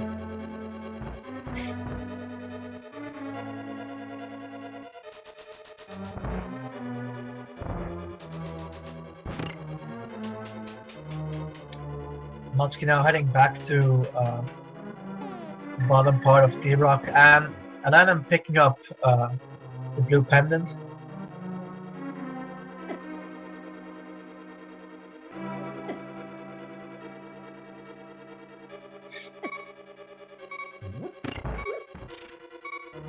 Yeah, Ice Rod Cane and the boots are in Swamp Palace, in fact. Swamp Palace has been one massive treasure stash of items in this seed, and the big troll of the seed as well.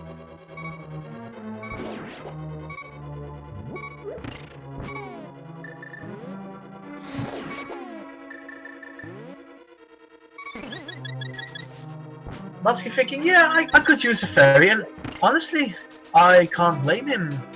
I mean, you're in low health, you're deep inside T-Rock if you die here. If they do this all over again.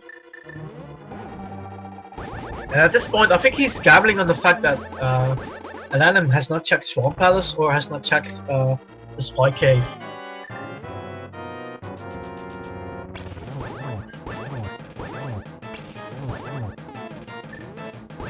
Nice back strat of Muttski here. Try next.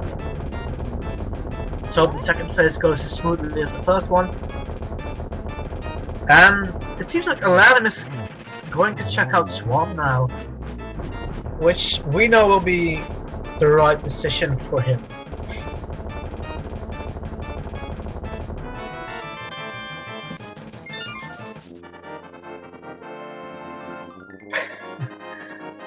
Trinex, our lovely streamer turtle, dropping 300 rupees.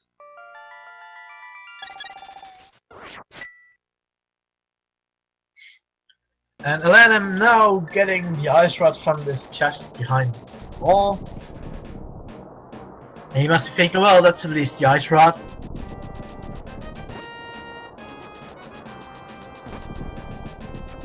And Muttski heading towards Ganon's Tower, which means we'll have one of our small interactive games.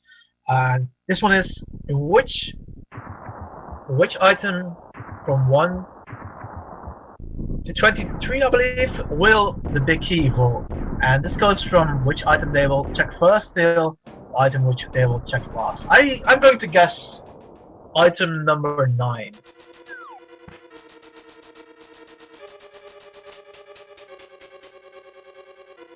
Will it with tile room in all caps? That would be funny. They're not in the first 2 chests, at least.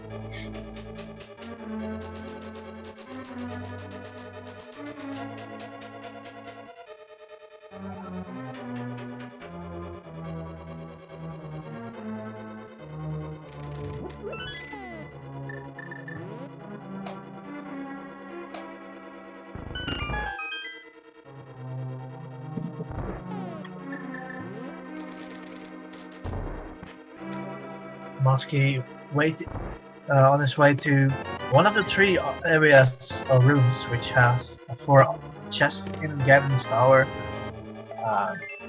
It does not hold the big key either, so fortunately for Willard, Tile Room is still alive, the dream of the Tile Room big key. Some nice bonk strats by Muttski here, hitting the crystal switch unfortunately, but recovering quite fast. And the bombs. So they've checked. Muttski has checked the first 8 items now, using the cane strats just for some extra accuracy, and we can't blame him really. That was not. Wait, he having some trouble with the second crystal room here, but oh well. He takes care of it quite easily afterwards. Now, Muttski's on his way to item 9, which will be checked. So, from my guess, I really hope it's in here. And it's the boomerang. Oh, that's an item we still didn't found yet. So, Muttski now has a full inventory, guys.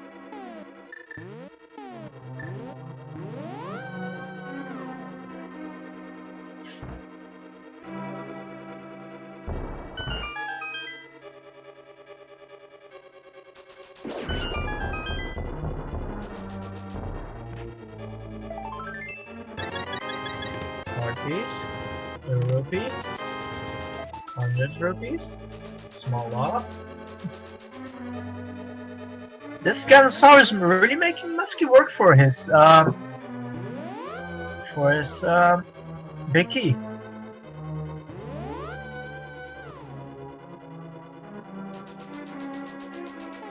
Yeah, let's get high for the Bob chest, guys.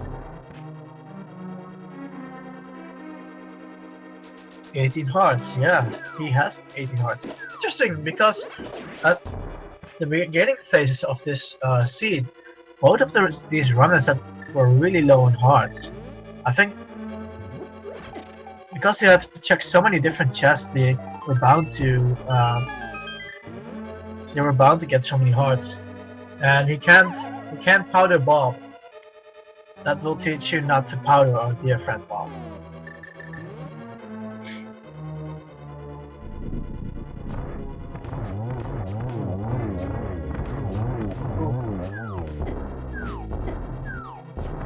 Here we really saw the lag the silver arrows can cause, and Muttski actually having a little bit of trouble here with almost on ice.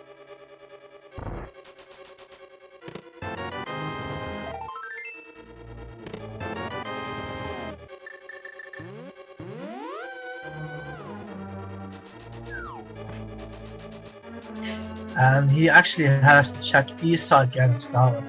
And Alanim should find the boots soon.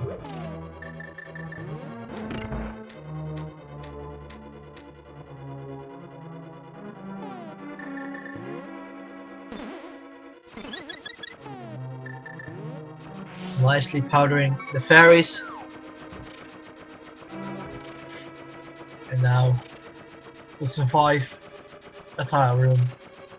Willard, are you excited yet? Are you excited for the tile room? As much as we are.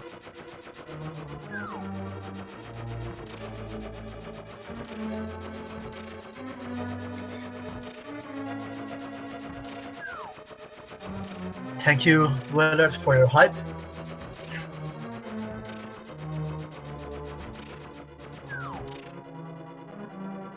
Now Alanim on his way to fight Argus, and he will get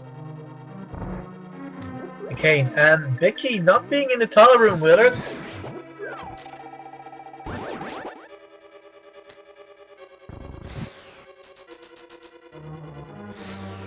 I know you're as disappointing as we are.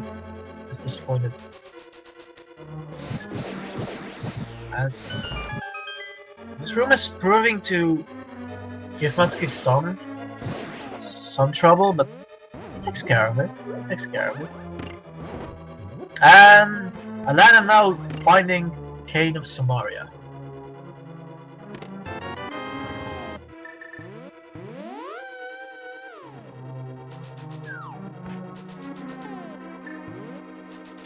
Yeah, Willard is disappointed, but also very disappointing sometimes. And Muttski is now on his way to the second part of Ganon's Tower. A comeback is technically possible, yeah. At this point, Alanim needs Muttski to die like 20 times. But yeah, that's the thing about randomizers, you know. It comes down to routing. If you check a certain place very late in the game, it happens to have a couple of good items, you're into some real trouble. Muttski happened to check out Swamp Palace not earlier than Alanim did. If Alanim would have checked out Swamp Palace instead of Ice Palace, Alanim would have been in a really good position right now.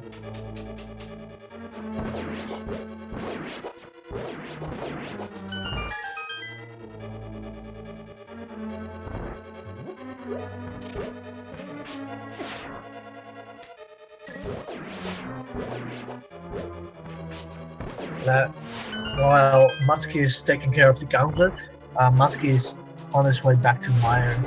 Alanim is on his way back to Mire to get his 6th crystal. Unless something crazy happens, we can safely say that Muttski has the seed in his back. Should be his race to lose right now.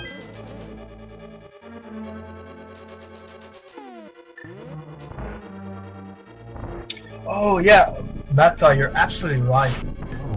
He couldn't have done Swamp Pass at that point, unfortunately.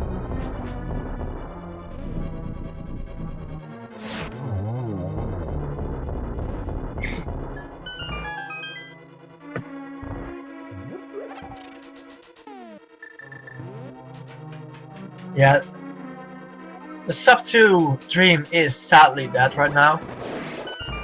But I would say the sub 210 dream is still alive for Muttski right now.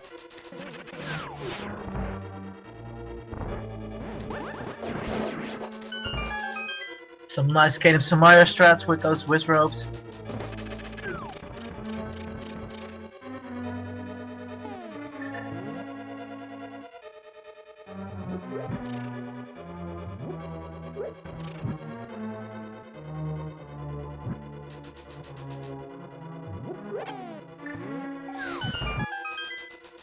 Oh, no fire rod dash.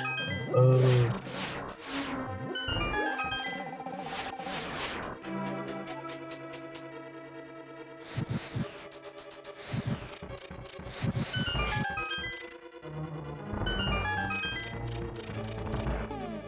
And Muttski not taking care of the helmet source for the key, so he might have to come back here to get one more key. And I think he realized that just now that he forgot to kill the small helmet source.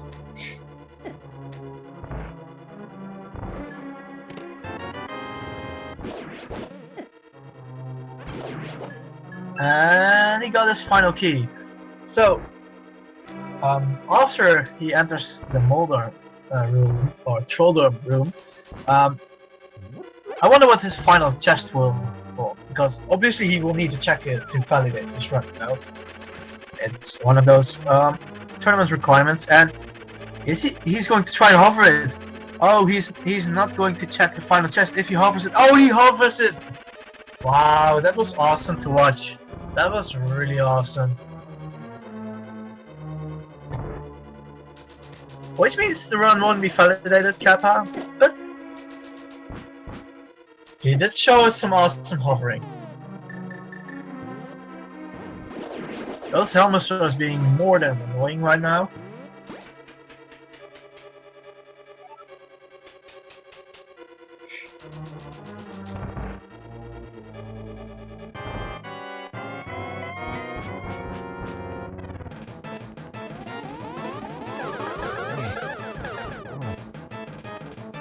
Now Muttski taking on Aganim too. Oh, nice triple hit there. Oh, that was awesome. Really good job. And taking care of Aganim too. Just like that. Alanim at this point making his way to Turtle Rock, which will be the place of his final crystal. And Muttski preparing for the mother of all fights. The one which will seal the fate of Hyrule. Link versus Ganon, quad 3470.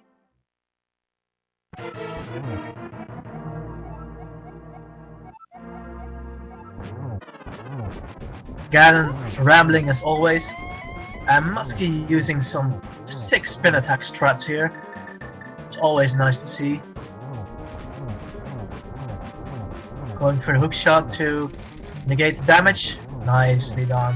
Nicely done.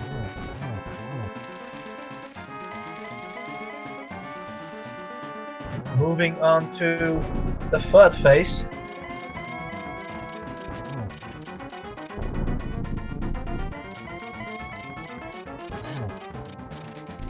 Giving him 4 hits. And then probably hoping to get the torch glitch. Now the torch glitch is where you light the first one fast enough, and he did not get the torch glitch. Fortunately, he has silver, so it doesn't matter that much.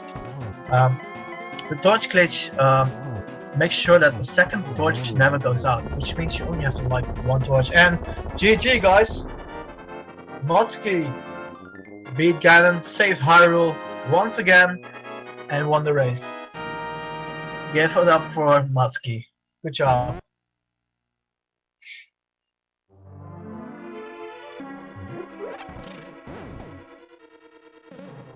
Now, let me see if I can pull in Muttski.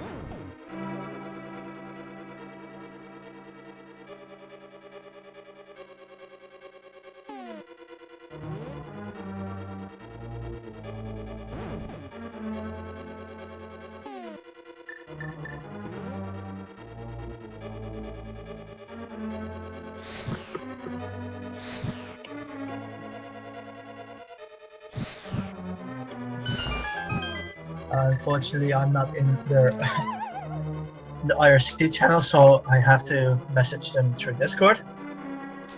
Hopefully he will see it right away.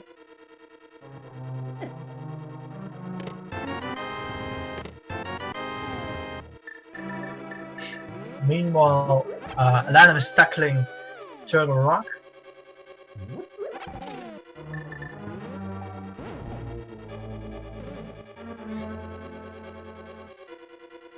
Yeah, the mirror was in the spy cave, Elminster.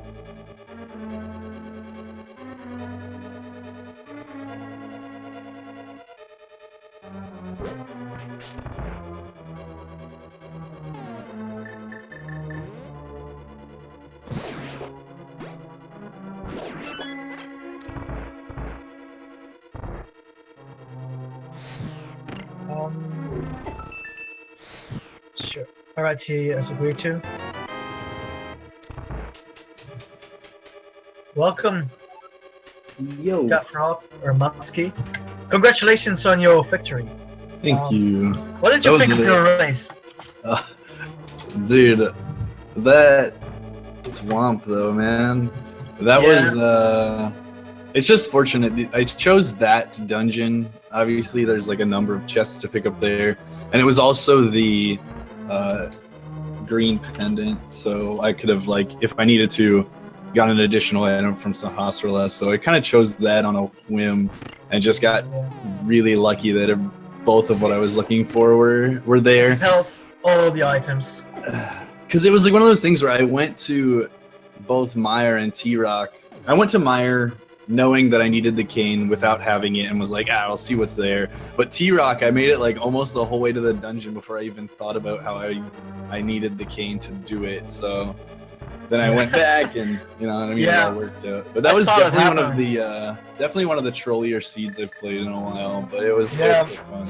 Wait, it was really entertaining to watch for us in the chat, which usually means it's a very, very trolly seed.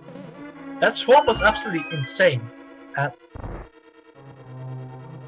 What's that? Yeah, that swamp was absolutely insane, and you were really fortunate to think of that first before Alanim decided to go for it. He also went back to do Meyer first, hoping the cane was there, just like you.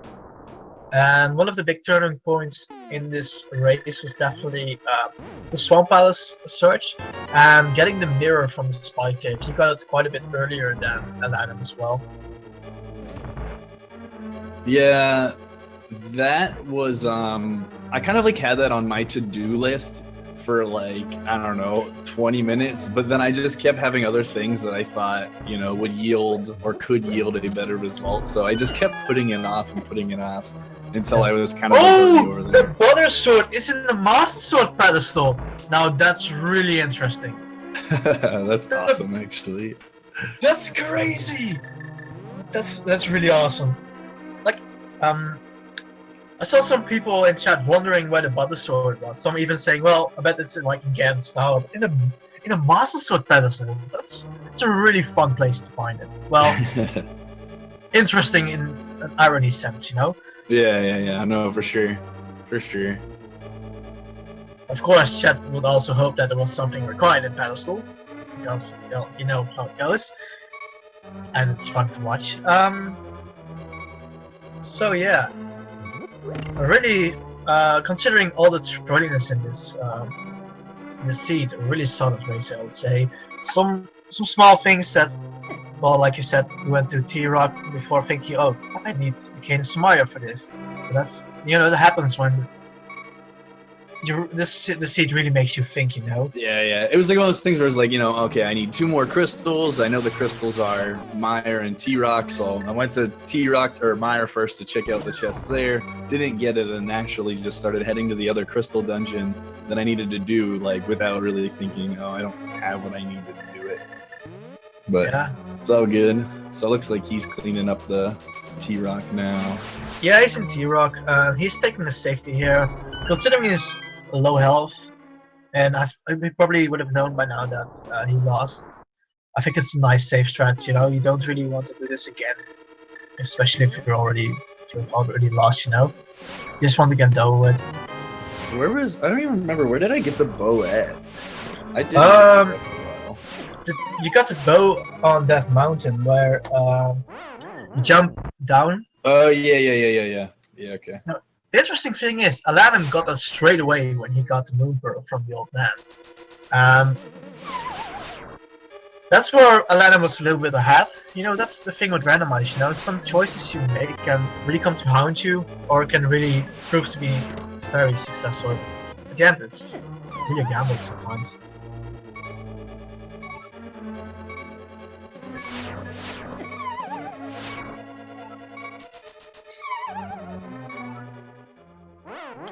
Ooh, Alanim taking another death here. I think he might have done that one on purpose so that he could. Yeah, he got like 2 deaths, I think.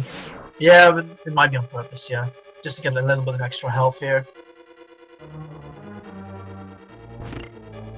Now, what's the bonk counter, guys? I know I've forgotten a bit about it, but I had it's some one of pretty the most solid bonks. In fairness, because I didn't have the boots for like an hour and a half, I couldn't have bonked it that many times. I would say like 8 or something. Dude, getting the boots was the most rewarding feeling in the run. Oh man, That was like the moment where I was like, everything's gonna be okay. Yeah, we saw that you tried to casually hover to the mirror shield chest. Yeah, I was just getting the crappy one out of the way first for the real one. I was like, I'll just do one really quick just to make sure I can do it before I screwed up. Yeah. Oh yeah, that hover though. That's Ganon's tower at the end. I mean, I was already starting about validating the run and that sort of nonsense, and then you were like, nope, I'm going to hover it. That was really nice. Good job. Thank you. Yeah, it's a required trick in one of the categories I do, and so I'm pretty consistent with it at this point. All dungeons, right? Or I do. It's the no exploration glitch. Yeah. And Alanim taking care of T-Rock right now. 15 bonks. You got 15 bonks. How did you do that? Yeah, who knows? And I'm bad. bonking your head against the wall because you got Cane of Samaria from the Troll Swamp Palace doesn't count. So. Fair ahead. That was an intentional lock. Ganon's tower was kind of lame too. Yeah. Big key being hidden all the way in east side of it. Oh man. And well, it makes sense to check the west side first because it has the most items. Yeah, you know, certainly. And you hope it's there because no one wants to do east side, except for Willard, I think. Yeah, and I typically don't do the tile room when I did it in this run either, but it was like one of those times where it's just like, you know what, everything else has been pretty wonky, so I'll just hang out here for a bit. It's probably there, you know. Yeah. This has been a really interesting scene. Some items were at really strange places. Good performance. You won, congratulations. I believe this was your first match, right? Yeah, this is my first one. I like work most days during the weekend, so it was hard for me to find some time last week, but I should be able to get all of my races in the next couple of days. Nice. Good luck with those. Feel free to hang out till the end of the race. Yeah, no, sure. To Alanim. Absolutely. Now, Alanim is going to check out West Side Ganon's Tower first, which we know will hold nothing new, but like I said, it's probably the best bet. And muttski for first place, Willard. That's some nice words from Willard there, you know. Thanks, Willard. And I'm going for the sweet bombo strategy. Just take care of those annoying skeletons right away. It's a bit slow, but at least it's really consistent. You kill all of them in one shot. Together.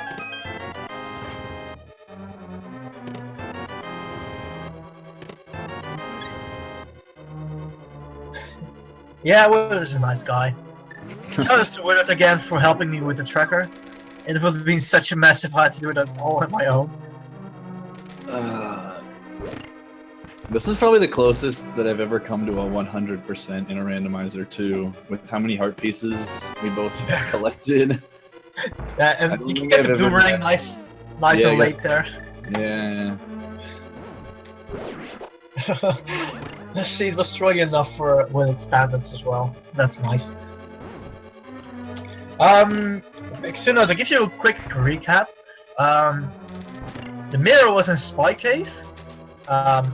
Cave Samaria, Boots and Ice Rod were in Swamp Palace, which was a pendant dungeon.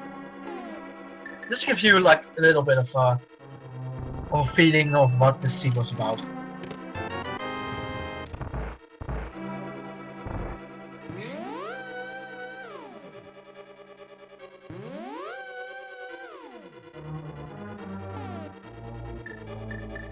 Oh, Alanim has also picked up the boomerang by now, which also gives him a nice and full inventory. You gotta have that really good looking inventory. It's nice to see, you know. They should know they will find a lot of things that happen. And Alanim also getting his 18th heart. Nice. Yeah, and the Butter Sword was in the Master Sword pedestal. Now that's a nice place. Interesting place for that matter.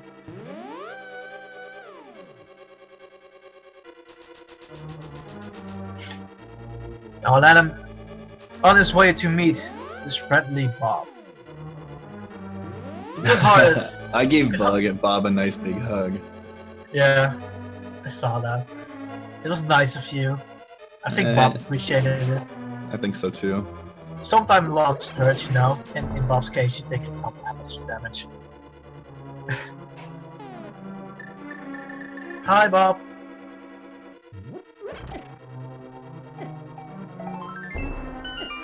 Alanim also giving Bob a hug. Nice people here. Some really good-hearted people. Hey, he's hanging out with the Armos. Kind of how I was. That was the only part. I'm like, obviously, because at my level in other Link to the Past runs, I don't use the silver arrows typically, and so whenever I got to the Ice Armos, like I was at a complete loss of what I was supposed to do to make it not suck, because I'm just so used to using regulars. I thought about just switching, but I was like, nah, I think I can manage this. And it was a disaster. Yeah. It was a bit, it was some messed ups at the end, especially when he went into his angry face. Yeah. In the end, it didn't really matter, you know? And for some reason, Alanim pulled the lever. He just wanted the bomb swing, so... I mean, it does add some nice firework, right? Also, Muttski, okay, Rob. I did in fact tell the people you were handsome twice. Oh, thank you. You followed through on your promise. Yeah. I will give you my details so you can make that $100 to me. You know, that's the deal.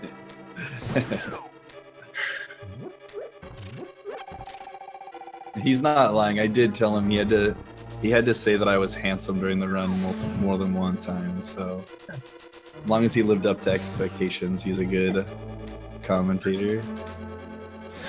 I'm taking care of my racers, you know. Got to make them feel good before they're getting bodied by the sea.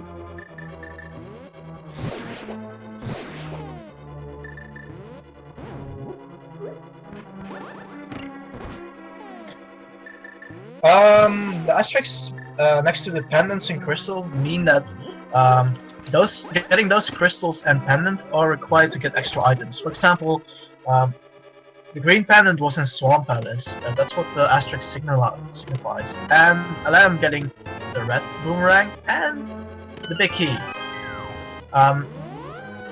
Which means that if they go to use the green pendant to his restaurant, they have a chance to get an extra item. Same goes for Crystal 5 and 6. Which can give you access to the double-chested fairy, which offers 2 more opportunities of getting an item.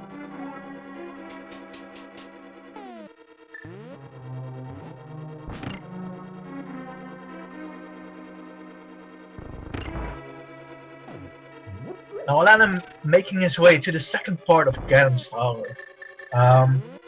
On his way to the two mimic rooms, using a nice pull strat on the statue to lure the mimic out,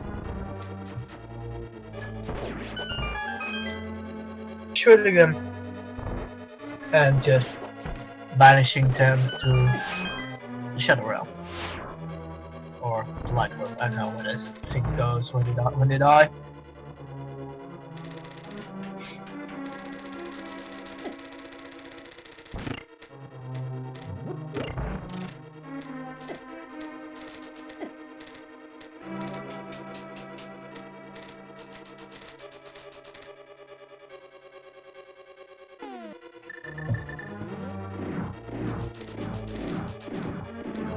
Nice escape strats here at Cannonballs. It's just a nice and easy and fast way to run through.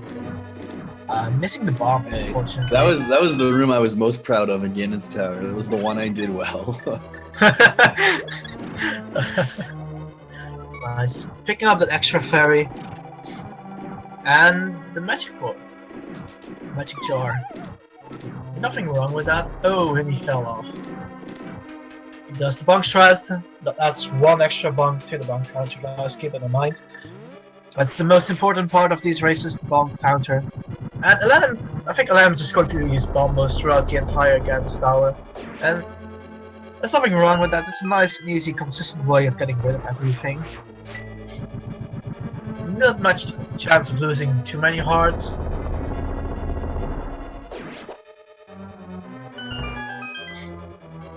Alright, alright. I will add the red banana.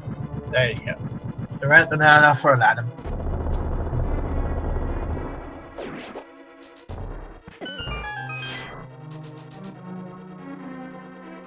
This bombos really makes some quick work of the gauntlet.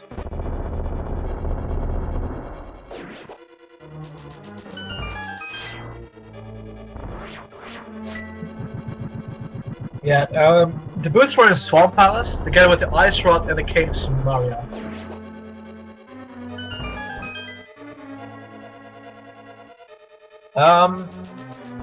Alanim picked up the red boomerang. Yeah.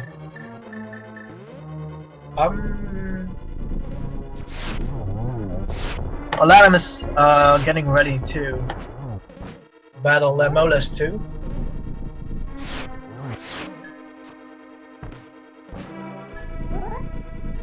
Using spin stretch with the tempered sword, trying to shoot a silver arrow, but unfortunately missing. Oh, almost. Now, here at Speed Gaming and Speed Gaming 2, we do have a couple of more matches today as well. The next one will be at 7 PM Eastern Time, which will be between Adirondack Rick and Elminster. Which will be at Speed Gaming 2. At Speed Gaming 1, there will be a 9 PM race Eastern between Gensi 86 and Neodox. Which will be on Speed Gaming 1. At 9:30 PM Eastern, there will be a race at Speed Gaming 2 between Yogi the Monk and Bad Moon Z. On 11 PM Eastern, Speed Gaming 1, there will be a match between Jet 082 and SD Sol. So, even though there will be a little bit of time between this race and the next one, the entire evening for our American friends will have a big program full of Randomizer for everyone to enjoy. It's gonna be fun.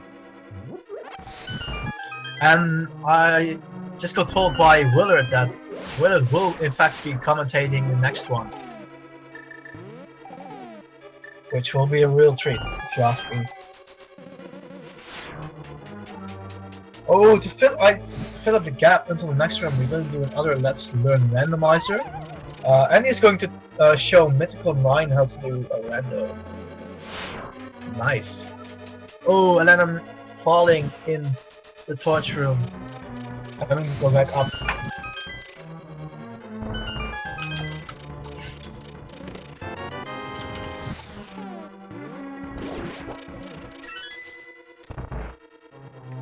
hair, please. You don't hate Link to the Past. Link to the Past hates you. This game, I feel like everyone who does this game is a love-hate relationship. There's so much hate, also so much love. The game can consume you, can give you a little bit of joy, and hate you completely.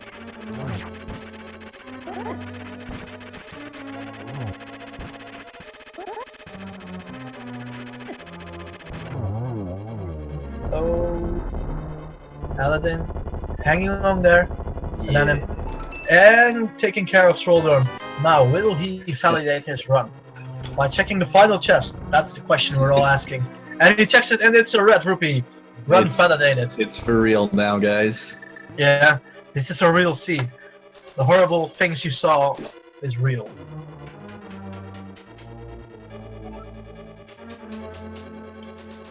Nice dash through the final room with the cape. That's one way to make sure you do it right straight off the bat. Now, finding Ganem too. His magic shouldn't be an issue, but he does need to be cognizant of how much he has. Yeah, with soul arrows, it shouldn't be too difficult to take care of Ganon's final phase. He's getting really close. Oh, does he have a? He might have a green potion though. If he has a potion, I don't. I do feel he has a green potion.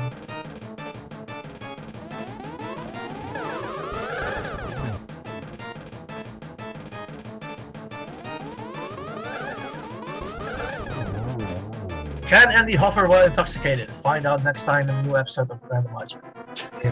Right on Speed Game. Maybe there's some pugs, maybe there's some booze. Maybe a little bit of both. Maybe some hovering. If it's not too much for him.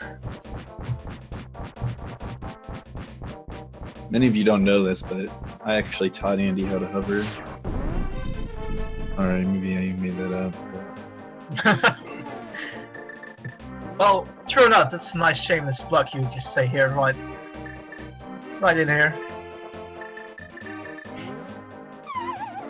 Yeah, he did in fact have a green potion, and he is a fairy ready as well. So yeah, he's living large right now. Yeah, he should have this in the bag. If he doesn't fall off, Ganon should be dead and banished.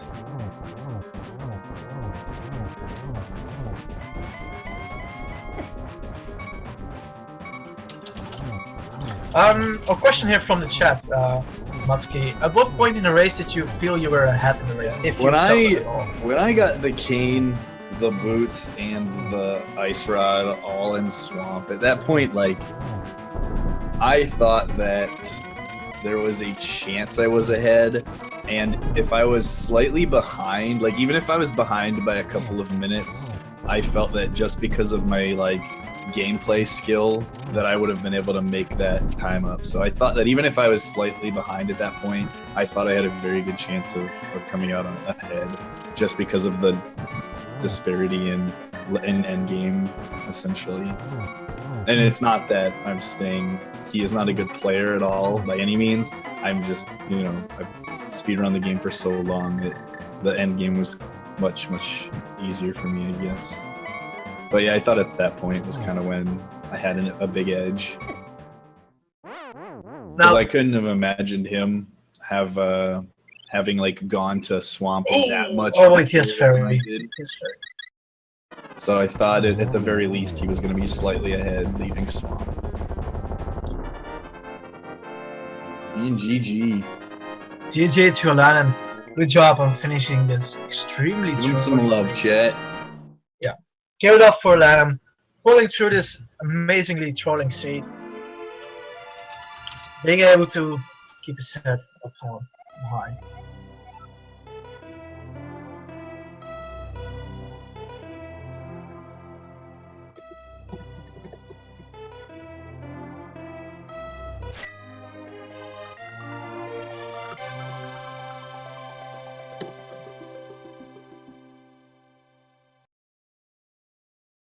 Alright guys, get your bonk outs in for Alanim. I'm going to say You know what? I'm just going to say he has 15 as well. Nice and easy. He also has 15.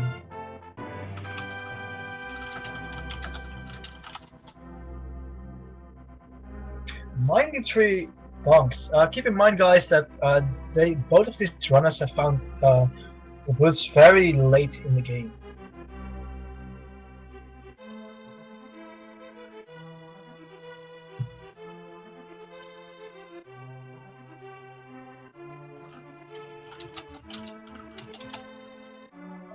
Meanwhile, I'm waiting for Alanim to respond to me asking him to join us in the voice chat, so we can ask him some questions about how he felt about the race and everything.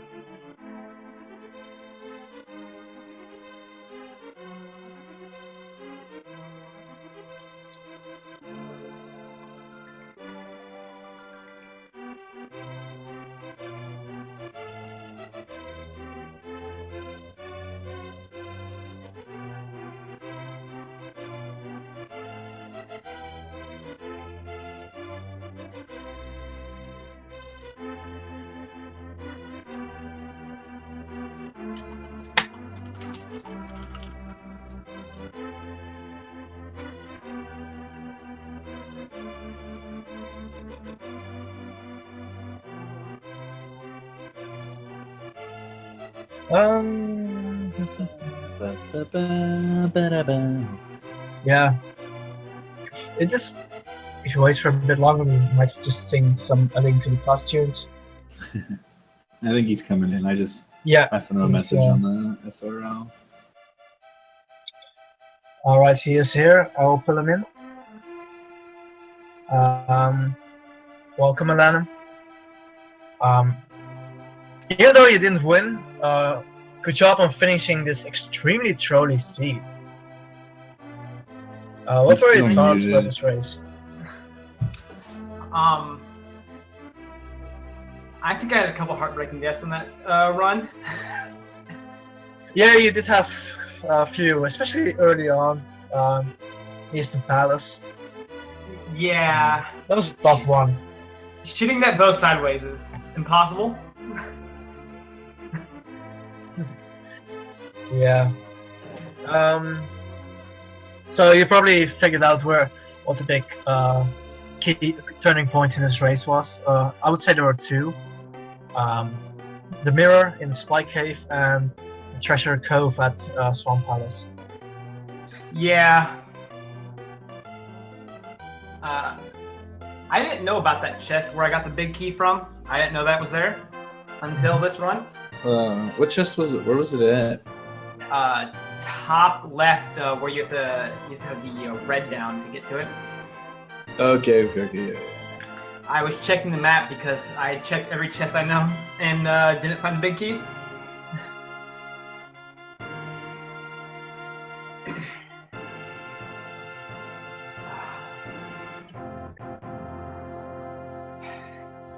I thought about that cave really early on, and then I thought I didn't have enough parts to get to it, so I yeah, I just kept putting it off too. I put it off for a while.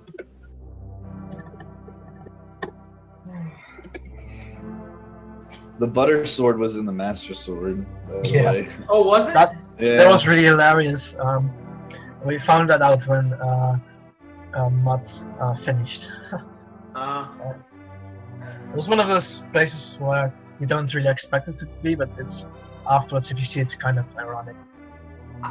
I was convinced for the longest time that the mirror was going to be in the master sword spot. Oh, sorry, the cane. Cane, yeah. Okay, yeah. I did I did a seed last night where I didn't have the mirror at all. I finished without it. I just stopped looking for it at a certain point. So Chad was obviously hoping there would be something in the Master Sword pedestal. Well, I do hope we've quenched their thirst for something in the Master pedestal by it being the Butter Sword, but it wasn't really required, so... Yeah. I was looking for that Butter Sword in Troll Rock. Yeah, it's one of those things you would like to get, you know, it's not necessary, but it's something you would like to get. It's so nice. So I have a question to both of you runners. If it was something you would take from this race, what would it be? I'm going to ask Alanim first.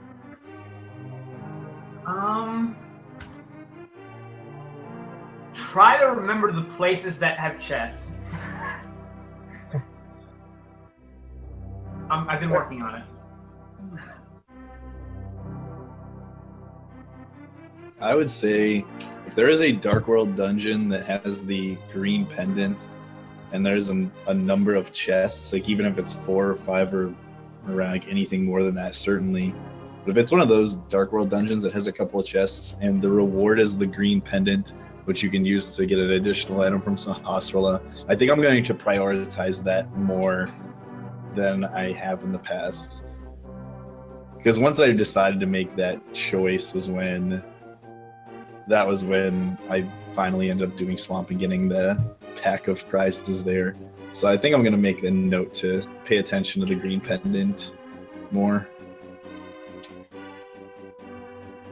I've been thinking of doing that too, since it always seems to have something good there. Yeah, I would definitely say that's something good to pick up on. I think we have bunk counts coming up soon. How many bunks do you think you've gotten, Alanim? Bunks? Yeah. Oh, I'd say 20. 20 bunks. We'll see. Whoa, that's a really good number you're getting. 7. I didn't have the boots for the longest time, so I. And that's what I mean. We have the boots forever, so pretty. That's true, but 7. That's an amazing count.